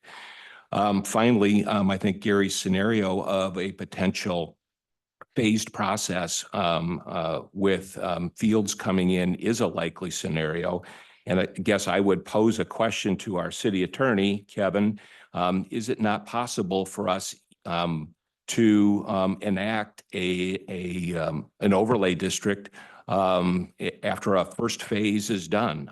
We can enact one. We may not be able to override a pending application, but once that's passed, we could still enact an overlay, could we not? You can consider zoning legislation at any point, regardless of what is going on the property. But existing uses and existing facilities cannot be impacted by new legislation. We can't reverse what has been done, but just like we did on the South 40 site, we imposed an overlay. After all this was done, we gave them general guidance on how to use the site. We imposed new noise and other things. We had to grandfather in certain things. I accept that, but we could limit future things, correct? You can apply new zoning legislation prospectively. Correct. So I don't see this as an either or proposition. Either we do it or all hell breaks loose. I think there is an opportunity to do this thoughtfully and do it in a phase. Thank you. okay, fine. Jeff? If I had a question for WashU, could I do that now, or we need to? No, we're, yeah. That's fine. We I can got add it to our list that we're Okay. sending them. Okay.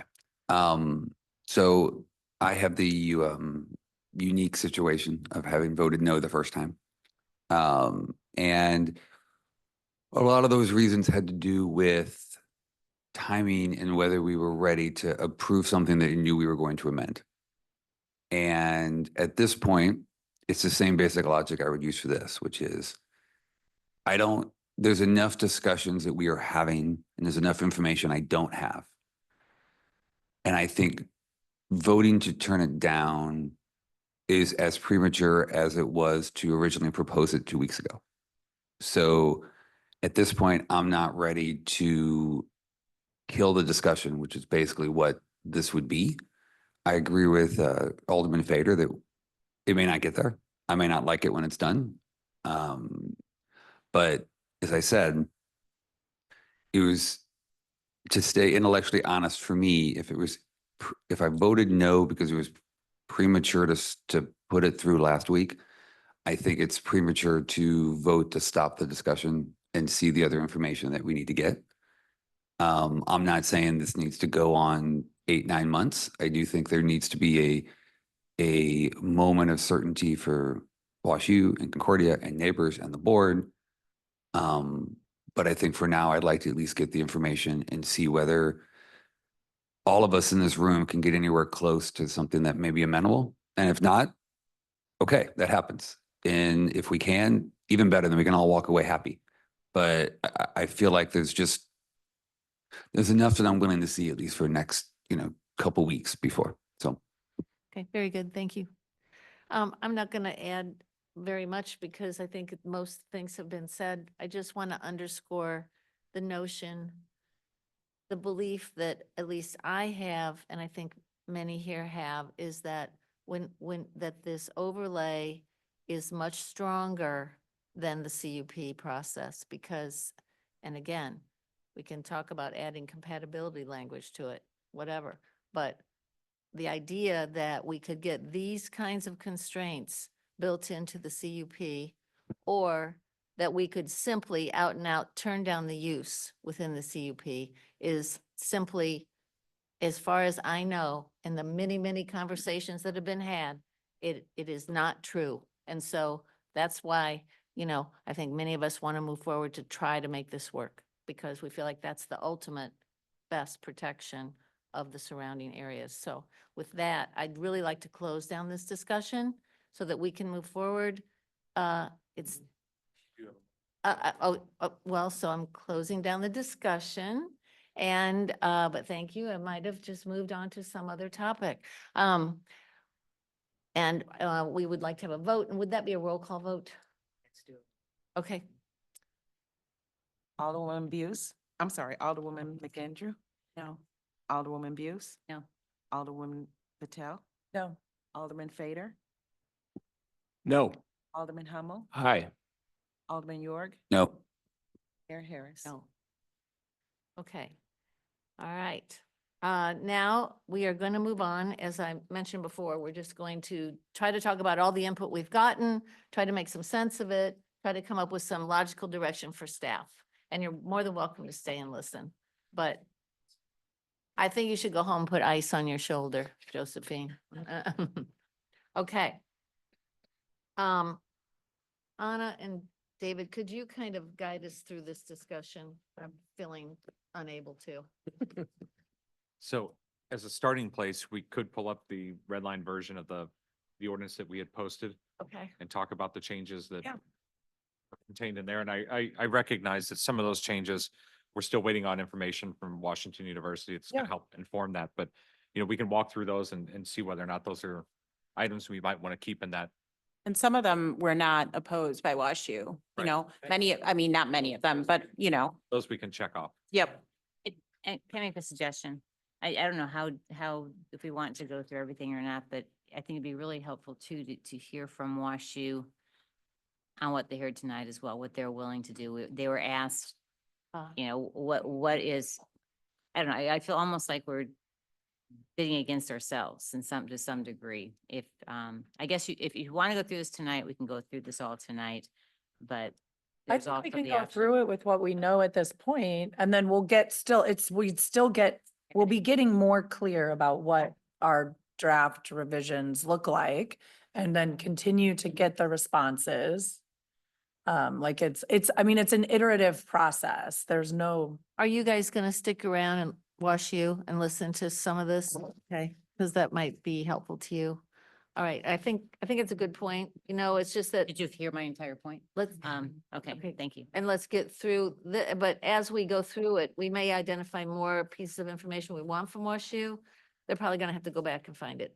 Yeah, okay. Okay. Yeah, so. Okay, we're going to continue and it would help if there wasn't any other conversation in the room. Thank you. Okay, would you lead us on? Anna will Yeah. share. the screen. Before, I just want to share, because I think this will be, I want to let everybody in the audience that's still here or anybody that listens to Zoom later, we'll post this in a second, but I think it addresses a lot of the comments and questions that have come up today. Yeah, so this is a list that highlights here the 16 criteria for review for a conditional use permit. And you'll be able to zoom in on this, I'm gonna but stop you for 1 second. Yeah. So is this going to be posted? you right, say? this So will be this will be posted. posted. I know you can't read it. Yep. We'll get it to you. You can contact us with questions. Okay, yeah. Yep. So it says the 16 and underneath each, it references a different section. So for example, on the first one in the conditional use approval criteria says proposed use is compatible with surrounding uses and surrounding neighborhood. Underneath, we say CA.1, B.2, and B.7. The second section here that is referenced is the criteria for site plan review. So this is the existing criteria for review that the plan commission uses when they're considering a site plan approval. And so what I've done is referenced where within the criteria for review for site plan, there is similar, if not almost exactly the same language as the criteria for review for a conditional use permit. So for the compatibility language under the purpose of site plan review, which is one of the elements that the plan commission's using when they complete site plan review, it says, number one, a project's compatibility with its environment and with other land uses and buildings existing in the surrounding area. So under site plan review, it goes into actually a lot more detail on certain areas, including traffic and parking, traffic movements, all of that's addressed in addition to the specific criteria for review that's proposed under the overlay. So this is an area that I think, given what a lot of the public concern is about the loss of protections under a conditional use permit, this is a specific area I would point to them to look at and for the board to look at when suggesting any changes to identify maybe where there are gaps in what we are proposing under the overlay. So this will be added to engage Clayton. Thank you.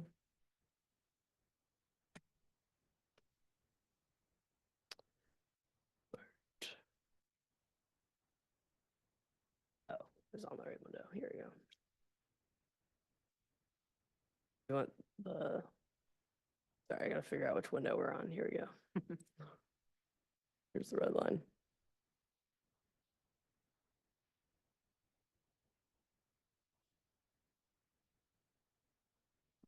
So what we have here is the red line draft that had been posted, and really what we did was we took the individual comments that came up during the last meeting and simply plugged those into this ordinance so that we could facilitate this next round of discussion. So the first change was an addition to the purpose statement, and you can see it in red underlined here that added the words while minimizing impacts on and protecting the character of the surrounding residential neighborhoods. I don't know if anyone has any comments on that particular purpose statement addition. And I it was mean, I not objected to. support it I and was it- supportive. It was nobody's not objected objected. to, so I Yeah. would Right. certainly keep it in. At a time. Sorry. I'm just, it wasn't objected to by WashU and it certainly, adds to the purpose statement. So I would say, I mean, I yes. feel like it addresses some of the main concerns about moving away from the CUP. And that is what we want to do. address That those was certainly concerns. the intent. If we scroll down below, we'll get to the next, which is a series of shoulds that turn into shalls. This was addressed in the letter we received from WashU, and Mary Campbell with WashU had mentioned this earlier this evening. The two that they specifically pointed out were A4 and A5. So A4 is the site development and layout shall prioritize preservation of existing trees and topography. And then 5 shall integrate new facilities with the existing context, focus activity to interior design, and minimize noise and light trespassing from the site. So those were the two concerns that they had laid out in their particular letter. So not sure what the board So feeling all is on of the that. shells are okay, except for the one about the existing trees and the interior of the district minimizing noise and light. Yes. Those are the two shells that I are, think the concern from Washington University is the subjectivity of that particular provision, the fact that there will be trees that are impacted by utilities and entrances and those types of things. So the word shall in there is that Well, I mean, so my understanding is this doesn't mean, like, we are only actually protecting trees in the existing tree protection areas, like specifically.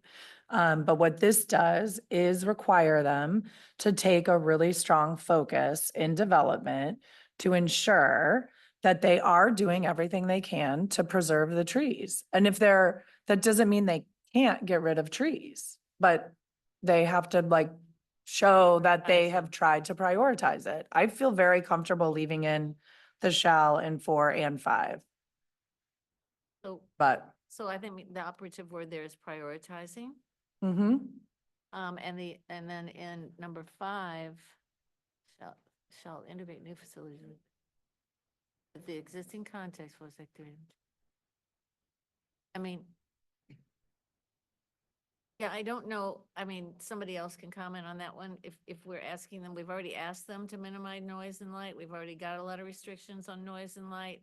I think this seems sort of redundant in a way, but I don't know, what really. I is think at the risk. concern, at least the way they've written it in the letter is getting at, especially with that one, that the fact that the ordinance is very detailed as far as lights and noise and those other things are concerned. And I think the concern is that if they've met the requirements for noise and lights that are contained within the actual ordinance, that we could still somehow make an argument that they haven't completely mitigated that.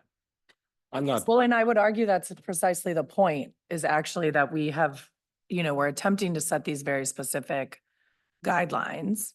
And we want there to be room for staff and the plan commission to evaluate specific proposals and say, actually, it looks like you could, like, have you actually looked at whether you can preserve this tree? Or have you actually considered this other thing? Like that, for me, For that's what, orienting, yeah. how we're giving the teeth to the staff and the plan commission to potentially further mitigate harms beyond what we're able to specify.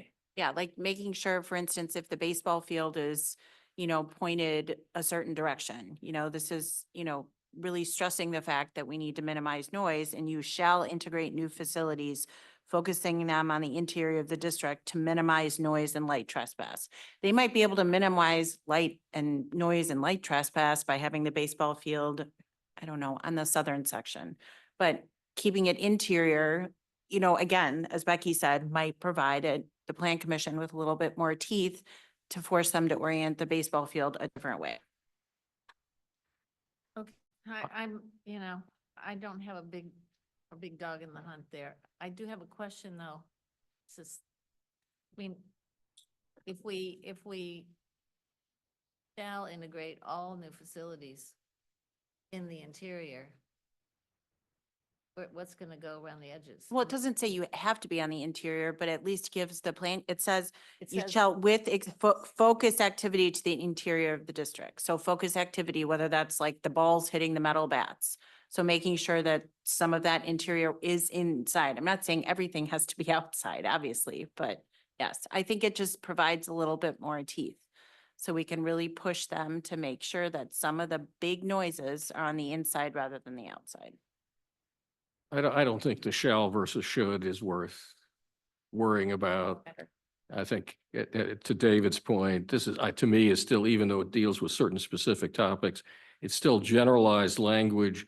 And I would think that if the criteria that relate to this are satisfied, you'd be really hard pressed to say, oh yeah, but you didn't meet the shall test. I don't think so. So we got bigger fish to fry. I'd leave it alone. Yeah, I'm comfortable with leaving it. Yeah. Keep going. Any other shells or any, No, that everything section else is done? fine. Yeah. Okay. All right, so next is the accessory uses. You can see the addition there, providing the parking necessary to support the primary uses on the site.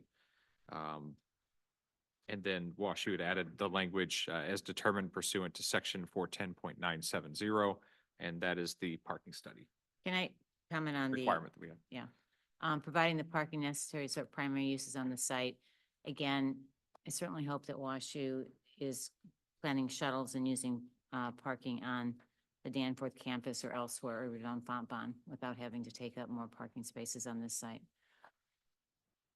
Yeah, I think there's a section where we talk more about parking, where we can, or traffic and parking, where we can get at that, right?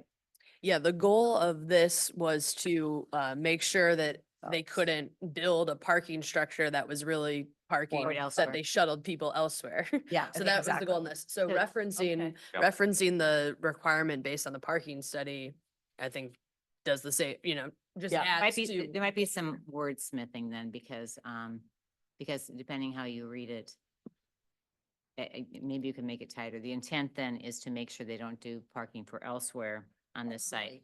Yeah. only is a word that we could put in. Yeah, or something to make that clear. Yeah, that'd be great. I would not suggest cross-referencing the section Right. that requires them to produce a study. Oh. So, Yeah, for the record, they wouldn't produce the studies. Kevin, do you have if they don't produce the study, I think the study. you is don't want us to informative, produce the study? And it's our regulations that establish the requirement.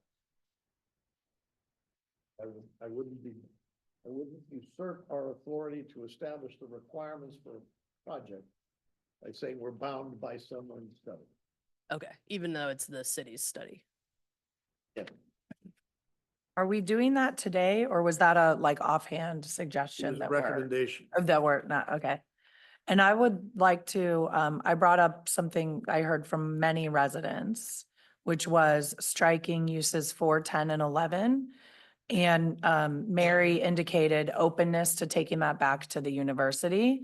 So those are the uses that are not athletic in nature, 4, 10, and 11. And so I would be interested in whether my colleagues would support that. And 4 too, did you say? Yeah, 4, 10, and What 11. is four? It's Amendment. Oh, Graduation commencement. It's not on the screen. Yeah. Mayor, Yeah, yes, yes. I may be out of order here, That's okay. and I may be the only one, Okay. but can I motion that we just table this until we get all the information from WashU and do it the next discussion session? This could go another 45 minutes to an hour, and it's already 10:20 before Thanksgiving, and some of us have family already at home. And we're still going to have to wait to a whole bunch of stuff from WashU. So we're still going to have to do all this at the next study session anyway to cover the half of the information we're getting. that's what I was trying to say earlier. Amen. Thanks. So But I know I was the one that talked about doing this tonight, and that's before we got off the motion to cancel the overlay and all this other stuff. And if I thought we could get through the whole thing tonight with all the WashU information, I'd stay, but we're gonna have to do this anyway. And I'd rather do it a different day than Tuesday before Thanksgiving. So I Well, would throw the motion on. I if I mean, agree. my When family's I already look in at doc- bed, and I would really love to make So progress on this. So let me like- just, yeah, so let me I- just, I hear you, I hear you, and I sympathize, believe me, I've got family in town, my son. So, he lives in Seattle, I don't get to see him that much. But, if we don't do this tonight, I don't think the staff has any direction to work from over the next, between now and the 10th. And if we want to have something to look at for the 10th, we've got to kind of wade through this tonight. I don't know how else to do it. If you want to, guess as as- we've said, we don't want to drag this out for 3 months. Well, as a compromise, I mean, I think there are a number of things where we Right. would all agree the answer is wait till we hear more from Right, there's WashU. not, I was gonna say, So- there's not that much Yeah, so more, there- right? So if we can just say, okay, wait for WashU, we'll move on to the next one, and Yep, that'll probably yep. take care of a lot of this Yep. stuff. I agree with. Yeah, I mean, I think the language under prohibited uses, the division 1, that's just needs to be tightened up related to Yep. teams that are coming to visit, Like to you said. play. So, I mean, I think on something, we just need to figure out language We to already figure that out. Said that. so Yeah. good. I did send it, and I only did it once. I sent some suggested language because I thought Yeah. there is a better way to say this where I think it conveys everybody. So I at least suggested something that I think works on that Division 1 thing. I mean, and I think the outdoor events and the maximum. Can I just Oh, ask yeah, a I'm little sorry. bit about that? Because that was one element that I wanted to get more clarity from you all on this. So Can I, the, with the sake of interrupting, there was still a motion on the floor. Do I need to pull that off? Or does somebody need to second that or not? It's a formal motion. You can certainly make a I just- motion to postpone. Do you I mean, want to make a motion? to If, postpone? if we think we can get it done in relatively short order, then I can pull that back, but it was intended to be the formal one. Was it action? Fair enough. Want to make a motion, you make a motion and you see if someone seconds it, and then we vote on it. But That's what I did. And then everybody kind of jumped into opinions as to whether or not we wanted to, and we had a bunch of hallelujahs on the thing. So, okay, but I can pull it back if we think we're going to get through fast. that's fine. And Not hearing a second. yeah, Well, I I- don't think we gave anybody a chance to second. let me tell you, I just say as a favor, if you really want to make a motion, just say, I want to make a motion. If you're just asking the group, what do you think of this, which is what I thought you were doing, Fair. then we do I that. thought I had said, could I make a motion for that? But Maybe you did, and it's understood. 10:30, I might have blown that off. Yeah, Okay, so- understood. Okay, so now, Where are we? we're at the point of going fast through the rest of this, are we not? Yeah, Anna had a Yeah. question, I think, about. Anna. Yes, Anna has a question. Yes, I have a question. So the prohibited uses for the language with Division 1 and Division 2, is the desire there to tighten the number of people that might be associated with Division 1 and Division 2 uses? Or what is I think. more information Yes. about tightening that? That is the intent, because there are some D1 schools that, basically Wash U is D3 or whatever it is. So the only reason at this point, and they've stated to have D1 or 2 in there is because some of the schools they play That visit them. are that D1 visit or are Right, that. I So understand. I'm just saying that is this- the idea that a Division 1 team that is restricted to the same capacity and size limits has operational characteristics that we need to further limit from a Division 3 team that's subject to the same capacity and other limits. So I don't even know why we need this in here. If the whole point is limiting people's, if the concern of D1 athletics is the volume of people that are going to be there, and we're already going to manage the scope of volume of people by limits, I don't think we gain anything by adding it.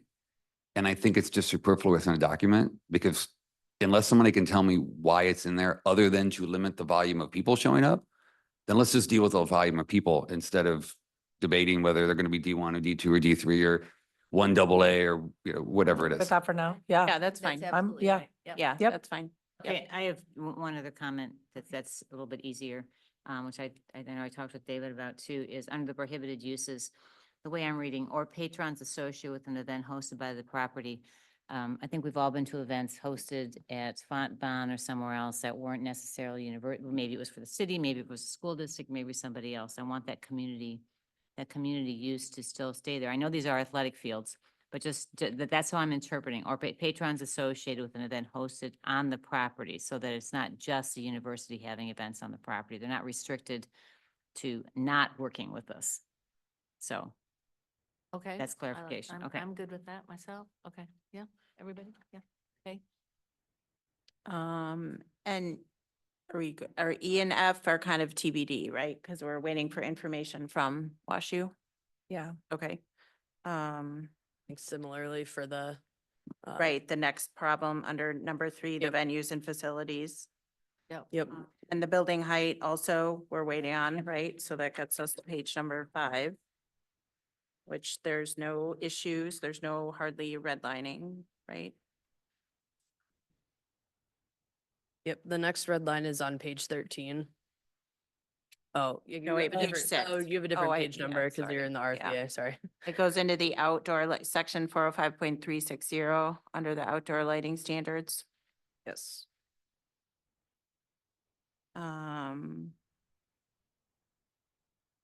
I don't know, I thought that your question about the the lights. morning, like, do they actually need lights in the morning or not? And I meant to ask if we know if lights get used on the CBC property in the morning, because I'm thinking of that as comparable. I know that they're on at night until 10, but it would be good to know if they actually get used in the morning. Right. Like, that would be a good actual example.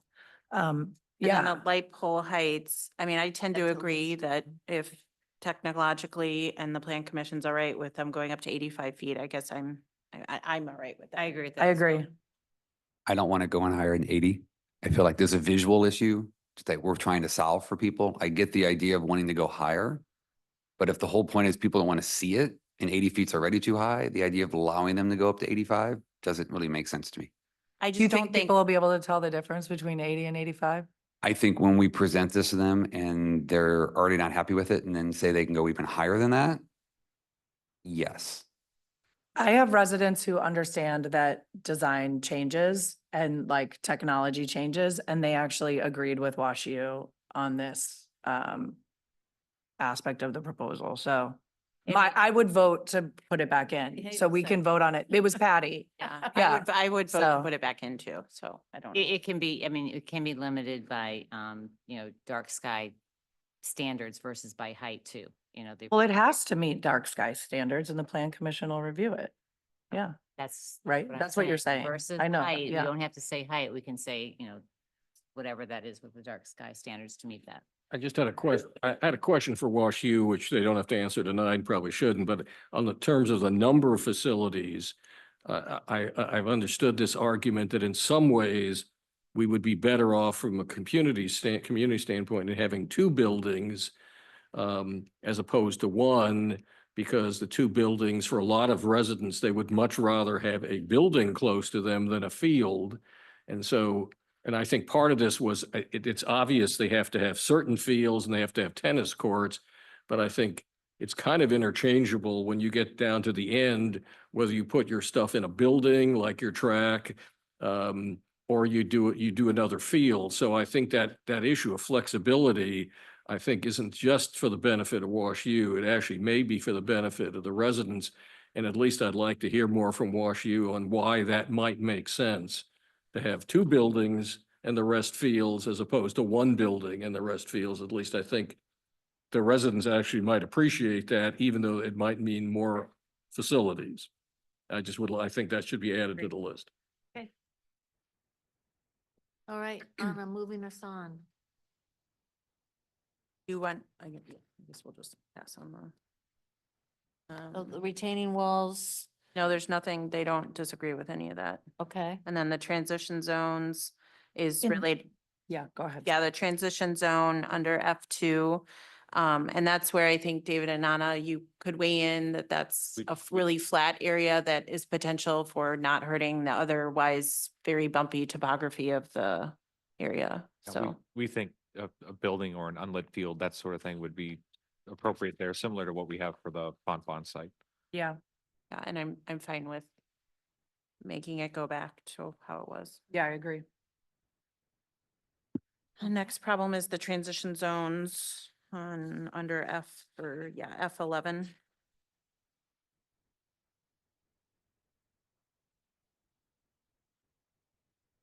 And I guess I'm not, they would like that deleted because there's concern about providing, obviously, being able to put materials down in an area that, I guess, trees aren't protected, transition zones are where we're gonna plant more. I kind of wanted to add that in because it seems like storing of materials and staging for construction can be done on Fontbonne, but, or, in other places, but, so I don't know Yeah, I if think Anna or there- David, do you have any thoughts on that one? Yeah, we really don't want any storing or anything within the areas that we're trying to keep everybody out of disturbing. But I think their request was related to the area in the southeast corner, that's existing parking lot, which is a typical area you see used for staging during construction because it's already protected somewhat because of the asphalt. So I would not want to open it up to any transition zone, but I think that we would be comfortable and we would also be able to review through their SWIP plans and other site review plans that they would only be using that area that's an existing parking lot or paved space. So we could modify that if you're comfortable with it. That makes sense to me. Yep. So just to back up 1 second, in that section, there's another red line right above it.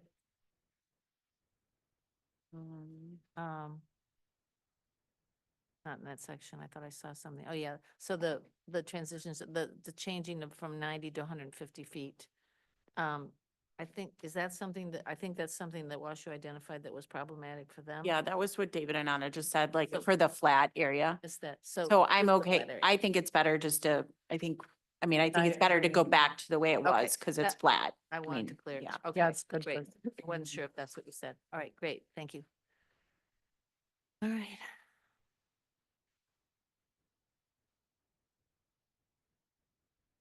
Shall. I think given what Gary said, we just got to move on beyond those. Okay.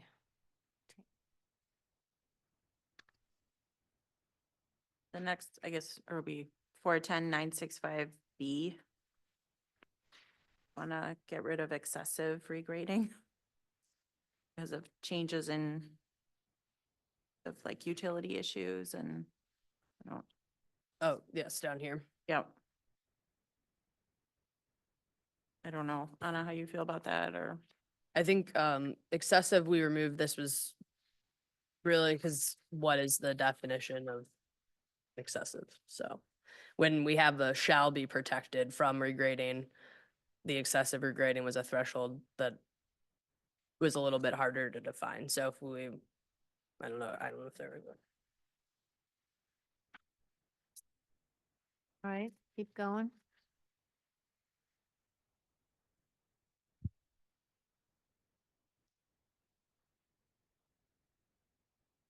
And then well, they want to add some language related to retaining walls under number 1. They put it here, add or to manage the reconnection with existing grades at the perimeter of the site as required. Added on to under B1.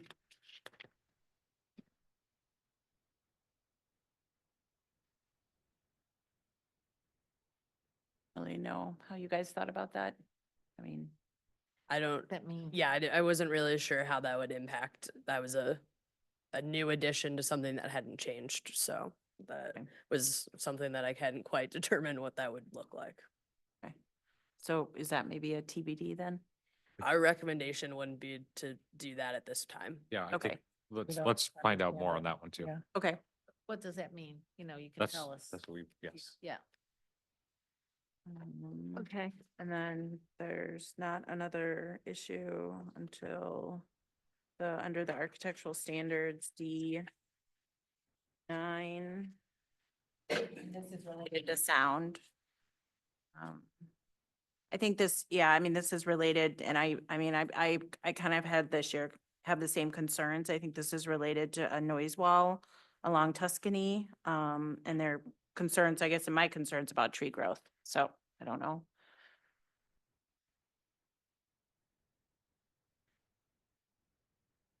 So the Tuscany would love to have the sound wall. Right. I don't, Is that gonna cause any problems? I guess that's the question. I'm not sure where the sound wall would be. I don't know how it does affect tree growth. I don't. So this is a requirement for, and we could clarify more, but it would be along the boundary line. So there's existing mixture of different fence materials along the edge of the Tuscany Park. Some have a wood fence and there's a chain link fence there as well. So that's where this wall would be located. It wouldn't be permitted within the depth of the transition zone. Okay. So ideally, they would be able to adjust the footings or whatever for their walls to save any trees that are along that actual boundary line.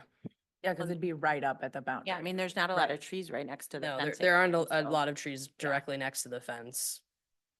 Okay, good.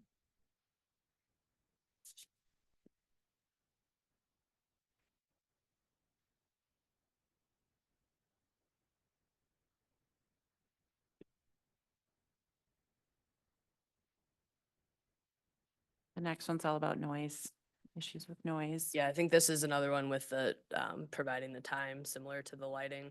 Yeah. I think that some of the comments made tonight should really be considered, limiting it and getting, I guess, WashU's response on how we can do that would be very helpful. So let me understand, are we expecting more information from WashU on this particular topic? And what is the question for them? If we wanted to limit it, what did they say tonight? To Fridays and Saturdays during specific hours? And see if that. Yeah, I don't. Start with that and yeah. Yeah, my only concern, I just don't know, I don't know how they, and I don't know, maybe, and again, this maybe is a response from WashU, but I think they're asking for amplified noise for varsity athletic games, basically every night through 9:30, rather than just Friday and Saturday. I just don't know how that affects, I mean, they might not have any control over the schedule set by the baseball, Varsity. but right, so in which case I guess that would be helpful to hear from them, because if they don't have any control, it's hard for us to say you have to start games by 4 o'clock, so they're done by, or 3 o'clock and they're done by 6, I don't know, so. Then there's also the decibel comments about reducing that people were talking about from 60 being too high. and maybe it's location of fields or something else to. Can we be lower that. reminded whether the decibel levels that are in here match the existing conditions that were measured or whether they are higher than that? There's- I thought that we went with the existing conditions. Yeah, so But one of the issues you have with the site when you're looking at noise is once you get up closer to Big Bend, those numbers shoot up Right. substantially. So there are some areas of the site where these numbers are actually a little bit higher than what you would currently experience. Now, I know we heard numbers tonight like 35, which we've not had a reading that low out there at the times that we've gone out and measured. Now, those are times when, you know, Big Bend typically has quite a bit of traffic going on. And that's kind of what we want to use for the standard here because you know, you would go out and if you had it at 35 and Big Bend is putting out at rush hour traffic, even at the far eastern end of Tuscany over at Concordia Lane or that particular area, if you got sound that's 50 decibels that's emanating from Big Bend, if you set the limit at 35, you would never be able to determine that that's coming from the site rather than existing ambient noise in that area. So we'll look at our sound data again yeah, and see if we can tweak those a little bit, but we need to be really careful about not setting a standard that's below what actually exists at any point on the property right now. right.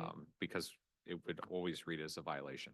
It may be helpful to clarify that in here, if nothing else, for the residents, so that we're Yeah, we- not allowing, sorry, Kevin, we're not allowing an increase in the decibel. Yeah, I mean, levels. the only way we could refine it more would be to get more specific with different areas of the site based on current measurements. Well, it's a recurrent request, so whatever we can do We'll with take that, a I look at think what we we good. have, but I would also add that maybe WashU can respond to the proposals about limiting amplified noise. So is it, like, if it isn't a time that they could commit to, could they limit amplified noise just to varsity events, or do they find that they're currently using speaker systems for other types, you know, that type of information would be helpful for us too, as we look for other ways to mitigate noise.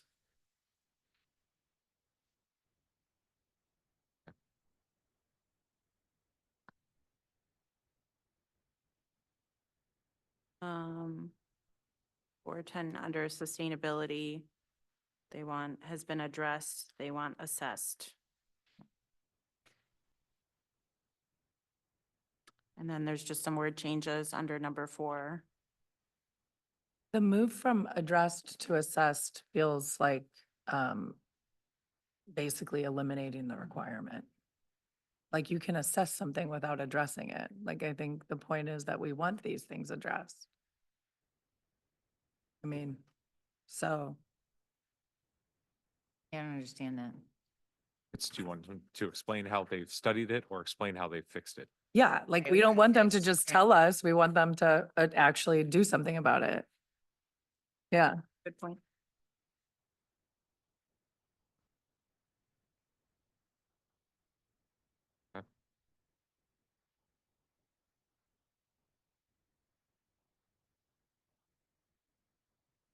That's it. About the tree, if Some, some like- like, talk about the tree growth or. There's stuff about the owls. There's some word changes related to that section. Under number 4. Oh, owls. I would note that owls and hawks are birds. So that is I redundant listed all language. things that were that- mentioned. I know. I just- Well, you're, you I'm know, just- attached to a bird person, so. you I know these more about things. birds than I ever meant to. Birds of the owl. That provision doesn't, why would we want WashU to enhance the natural habitat? It's one thing to protect what's there. But I They could feel like we're putting additional requirements on it to enhance the habitat. I mean, I'm okay with the changes that they make, like changes to the tree growth area to a voice. I mean, I don't know. That's. We're already. I mean, I think we're the already idea was to protecting try to trees. get to like, I mean, I don't know that who suggested this. I don't think I did Yeah, so specifically, this but came- the enhance was related to some of the comments we received about choosing resident- trees that they're planting within the growth areas and the tree zones Yeah. that would support the habitat for the hawks and Yeah. other, and all bird types. All the birds, all the birds. In the area, because right now our trees don't go that specific on choosing species types to support wildlife. Yeah. It really I mean, just talks about that's canopy. input from the Audubon. That's the Right. Audubon. And, input, and yeah. we received that comment from a couple of residents, so. I'm good with the way it's changed here. Yep, okay. And I think that's it. All right, yep. That all? That was Okay. Okay, All right, we'll get to work on. so you have all this, but we're gonna get you a comprehensive list too. And whenever, the sooner you get back, the sooner we can figure it all out. Thank you very much for waiting. Thank you all very much for being here. We're gonna consider two other items very fast, but they have nothing to do with this, so. I'm gonna keep going. You guys, you ready? Yeah. Okay, next on our agenda is the consent agenda. Does anybody have questions about it? Okay, all right, Alderman McAndrew. I move to approve the consent agenda. Second. All those in favor? Nope. Oh, roll call, sorry. Alderwoman McAndrew, Aye. Alderwoman Buse, Aye. Alderwoman Patel, Aye. Alderman Fader, Aye. Alderman Hummel, Aye. Alderman York, Aye. Mayor Harris. Aye. Thank you. Okay, it's time for the city manager's report. Yes, first item tonight is an agreement with Park Tower condominiums. It's an encroachment agreement for a commemorative marker. This is very similar to the agreement put in place on the Concordia property. Unfortunately, at this location, where we want to commemorate the historic Black church, we don't have an opportunity to put it within our right of way, and Park Tower is agreeing to let us put the marker on their property. So this would authorize me to sign that agreement. Right, so everything is signed, sealed, and delivered. You already approved the language. And so is there any discussion or questions? Thanks to the Park Tower, though. Yeah. Appreciate it. Yes, very much. And they turned that around really fast. Okay, should we introduce the bill? Yep, I introduced Bill number 7046, authorizing the city manager to execute an encroachment agreement with Park Tower condominiums for the installation of the First Baptist Church commemorative marker to be read for the first time by title only. Second. Any discussion? Mr. City Attorney. Bill number 7046, first reading, an ordinance authorizing the city manager to execute an encroachment agreement with Park Tower condominiums for the installation of the First Baptist Church commemorative marker. All those in favor? Aye. Opposed? I move that the board give unanimous consent to consideration for adoption of Bill number 7046 on the day of its introduction. Second. All those in favor? Aye. Opposed? Let the minutes reflect the board has given unanimous consent. I'll introduce Bill number 7046, authorizing the city manager to execute an encroachment agreement with Park Tower condominiums for the installation of the First Baptist Church commemorative marker to be read for the second time by title only. Second. Any discussion? Mr. City Attorney. Bill number 7046, second reading and consideration for adoption. Ordinance authorizing the city manager to execute an encroachment agreement with Park Tower condominiums, installation of the First Baptist Church commemorative marker. Alderwoman McAndrew, Aye. Alderwoman Buse, Aye. Alderwoman Patel, Aye. Alderman Fader, Aye. Alderman Hummel, Aye. Alderman York, Aye. Mayor Harris. Aye. Thank you. Bill number 7047. All right, next is an authorization to basically go over budget on Remembrance Park. These are both related to utilities in that area. As you know, utilities have been quite a challenge for us at that particular site.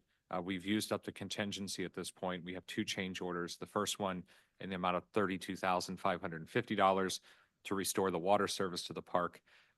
We would actually need to still go through the Missouri American approval process to get the permits and the approval for the water line. But we are also going to see if there's any way we can seek some sort of compensation from them, because this change order is the result of them not doing what they were supposed to do with the water line in the way they capped that when the house was demolished. So we at least need to approve the change order at this point to keep the project moving forward. But we will try to recapture some of that from Missouri American. And then secondly, change order number 7 in the amount of $6,500. This is to reconnect the streetlight service on Maryland Avenue. So with the board's approval, we would authorize the expense of those two change orders to complete the project. Okay, very good. Any discussion? And I will say, we have Tony Searing online if you have Oh, questions. Tony. She's Tony. this whole time, so. It's all good. Oh, gosh. Okay. Got to be a. Yeah, at least Hope you're you- on Zoom though. Hope you're. I in mean, your- they're in the park, right? Yeah, I right. hope you're in your jammies. My pajama pants, yeah. I figured Okay. it should look presentable up top, right? Yeah, well, we can't see you, so That's that's true. fine. Yeah. Okay, so thank you for the report. Any discussion? All right. Just a question. I'm just curious. I appreciate the explanation, David. I'm just curious, was there any kind of a communication issue on our end, or is it clear that it was all Missouri American Water? I'd have to defer to Tony, but I'm not aware of anything on our end that would have caused that discrepancy. Neither am I. We are actually working with SWT, the landscape architect. Our records don't go that deep, I guess you would say. So we are working with them to see if they have anything in writing also too. We do not believe it was on our end. Thank you. Mm-hmm. Okay, good. All right, then we can introduce the bill. Yes, I just, 7046. I know, it's just, it's 47. in my reading though, it has Park Tower condominiums, so I just want to make sure. Oh, yeah, So it it's just does. hold on. I Yes, hadn't I'll, looked it's at okay. I'll introduce Bill. mind. I was trying to figure out if I had to No, get that's any fine. deeper, but I'll introduce Bill number 7046, approving 2 change orders with Burn and Jones Construction for construction at Remembrance Park. You Wait, picked up a good mistake, but it's 7047. Oh, it's 704. Now that yeah, I see that, introduced Bill number sorry. 7047. Thank you. Second. Any discussion? Okay, Mr. City Attorney. Bill number 7047, first reading. An ordinance approving 2 change orders with Burn and Jones Construction for construction at Remembrance Park. All those in favor? Aye. Aye. Aye. Any opposed? Right? I move that the board give unanimous consent to consideration for adoption of Bill number 7047 on the day of its introduction. Second. All those in favor? Aye. Let the minutes reflect the board is giving unanimous consent. I'll introduce Bill number 7047, approving 2 change orders with Burn and Jones Construction for construction at Remembrance Park. To Second. be read for the second time by title only. Second. Very good. Oh, no. And we had a second, right? I did second. Okay, any discussion? Okay. Right, Mr. City Attorney. Bill number 7047, second reading and consideration for adoption. An ordinance approving 2 change orders with Burn and Jones Construction for construction at Remembrance Park. Alderwoman McAndrew. Aye. Alderwoman Buse. Aye. Alderwoman Patel. Aye. Alderman Fader. Aye. Alderman Hummel. Aye. Alderman York. Mayor Harris. Aye. Thank you. All right, I think that definitely concludes our business. And so I would, unless you guys want to have a roundtable. No. I know Jeff wants to. Oh, I've been ready a half hour ago. Okay. So. Motion to adjourn. Second. All those in favor? Aye. Okay, you guys, thank you. I'm thankful for you. Have a great Thanksgiving.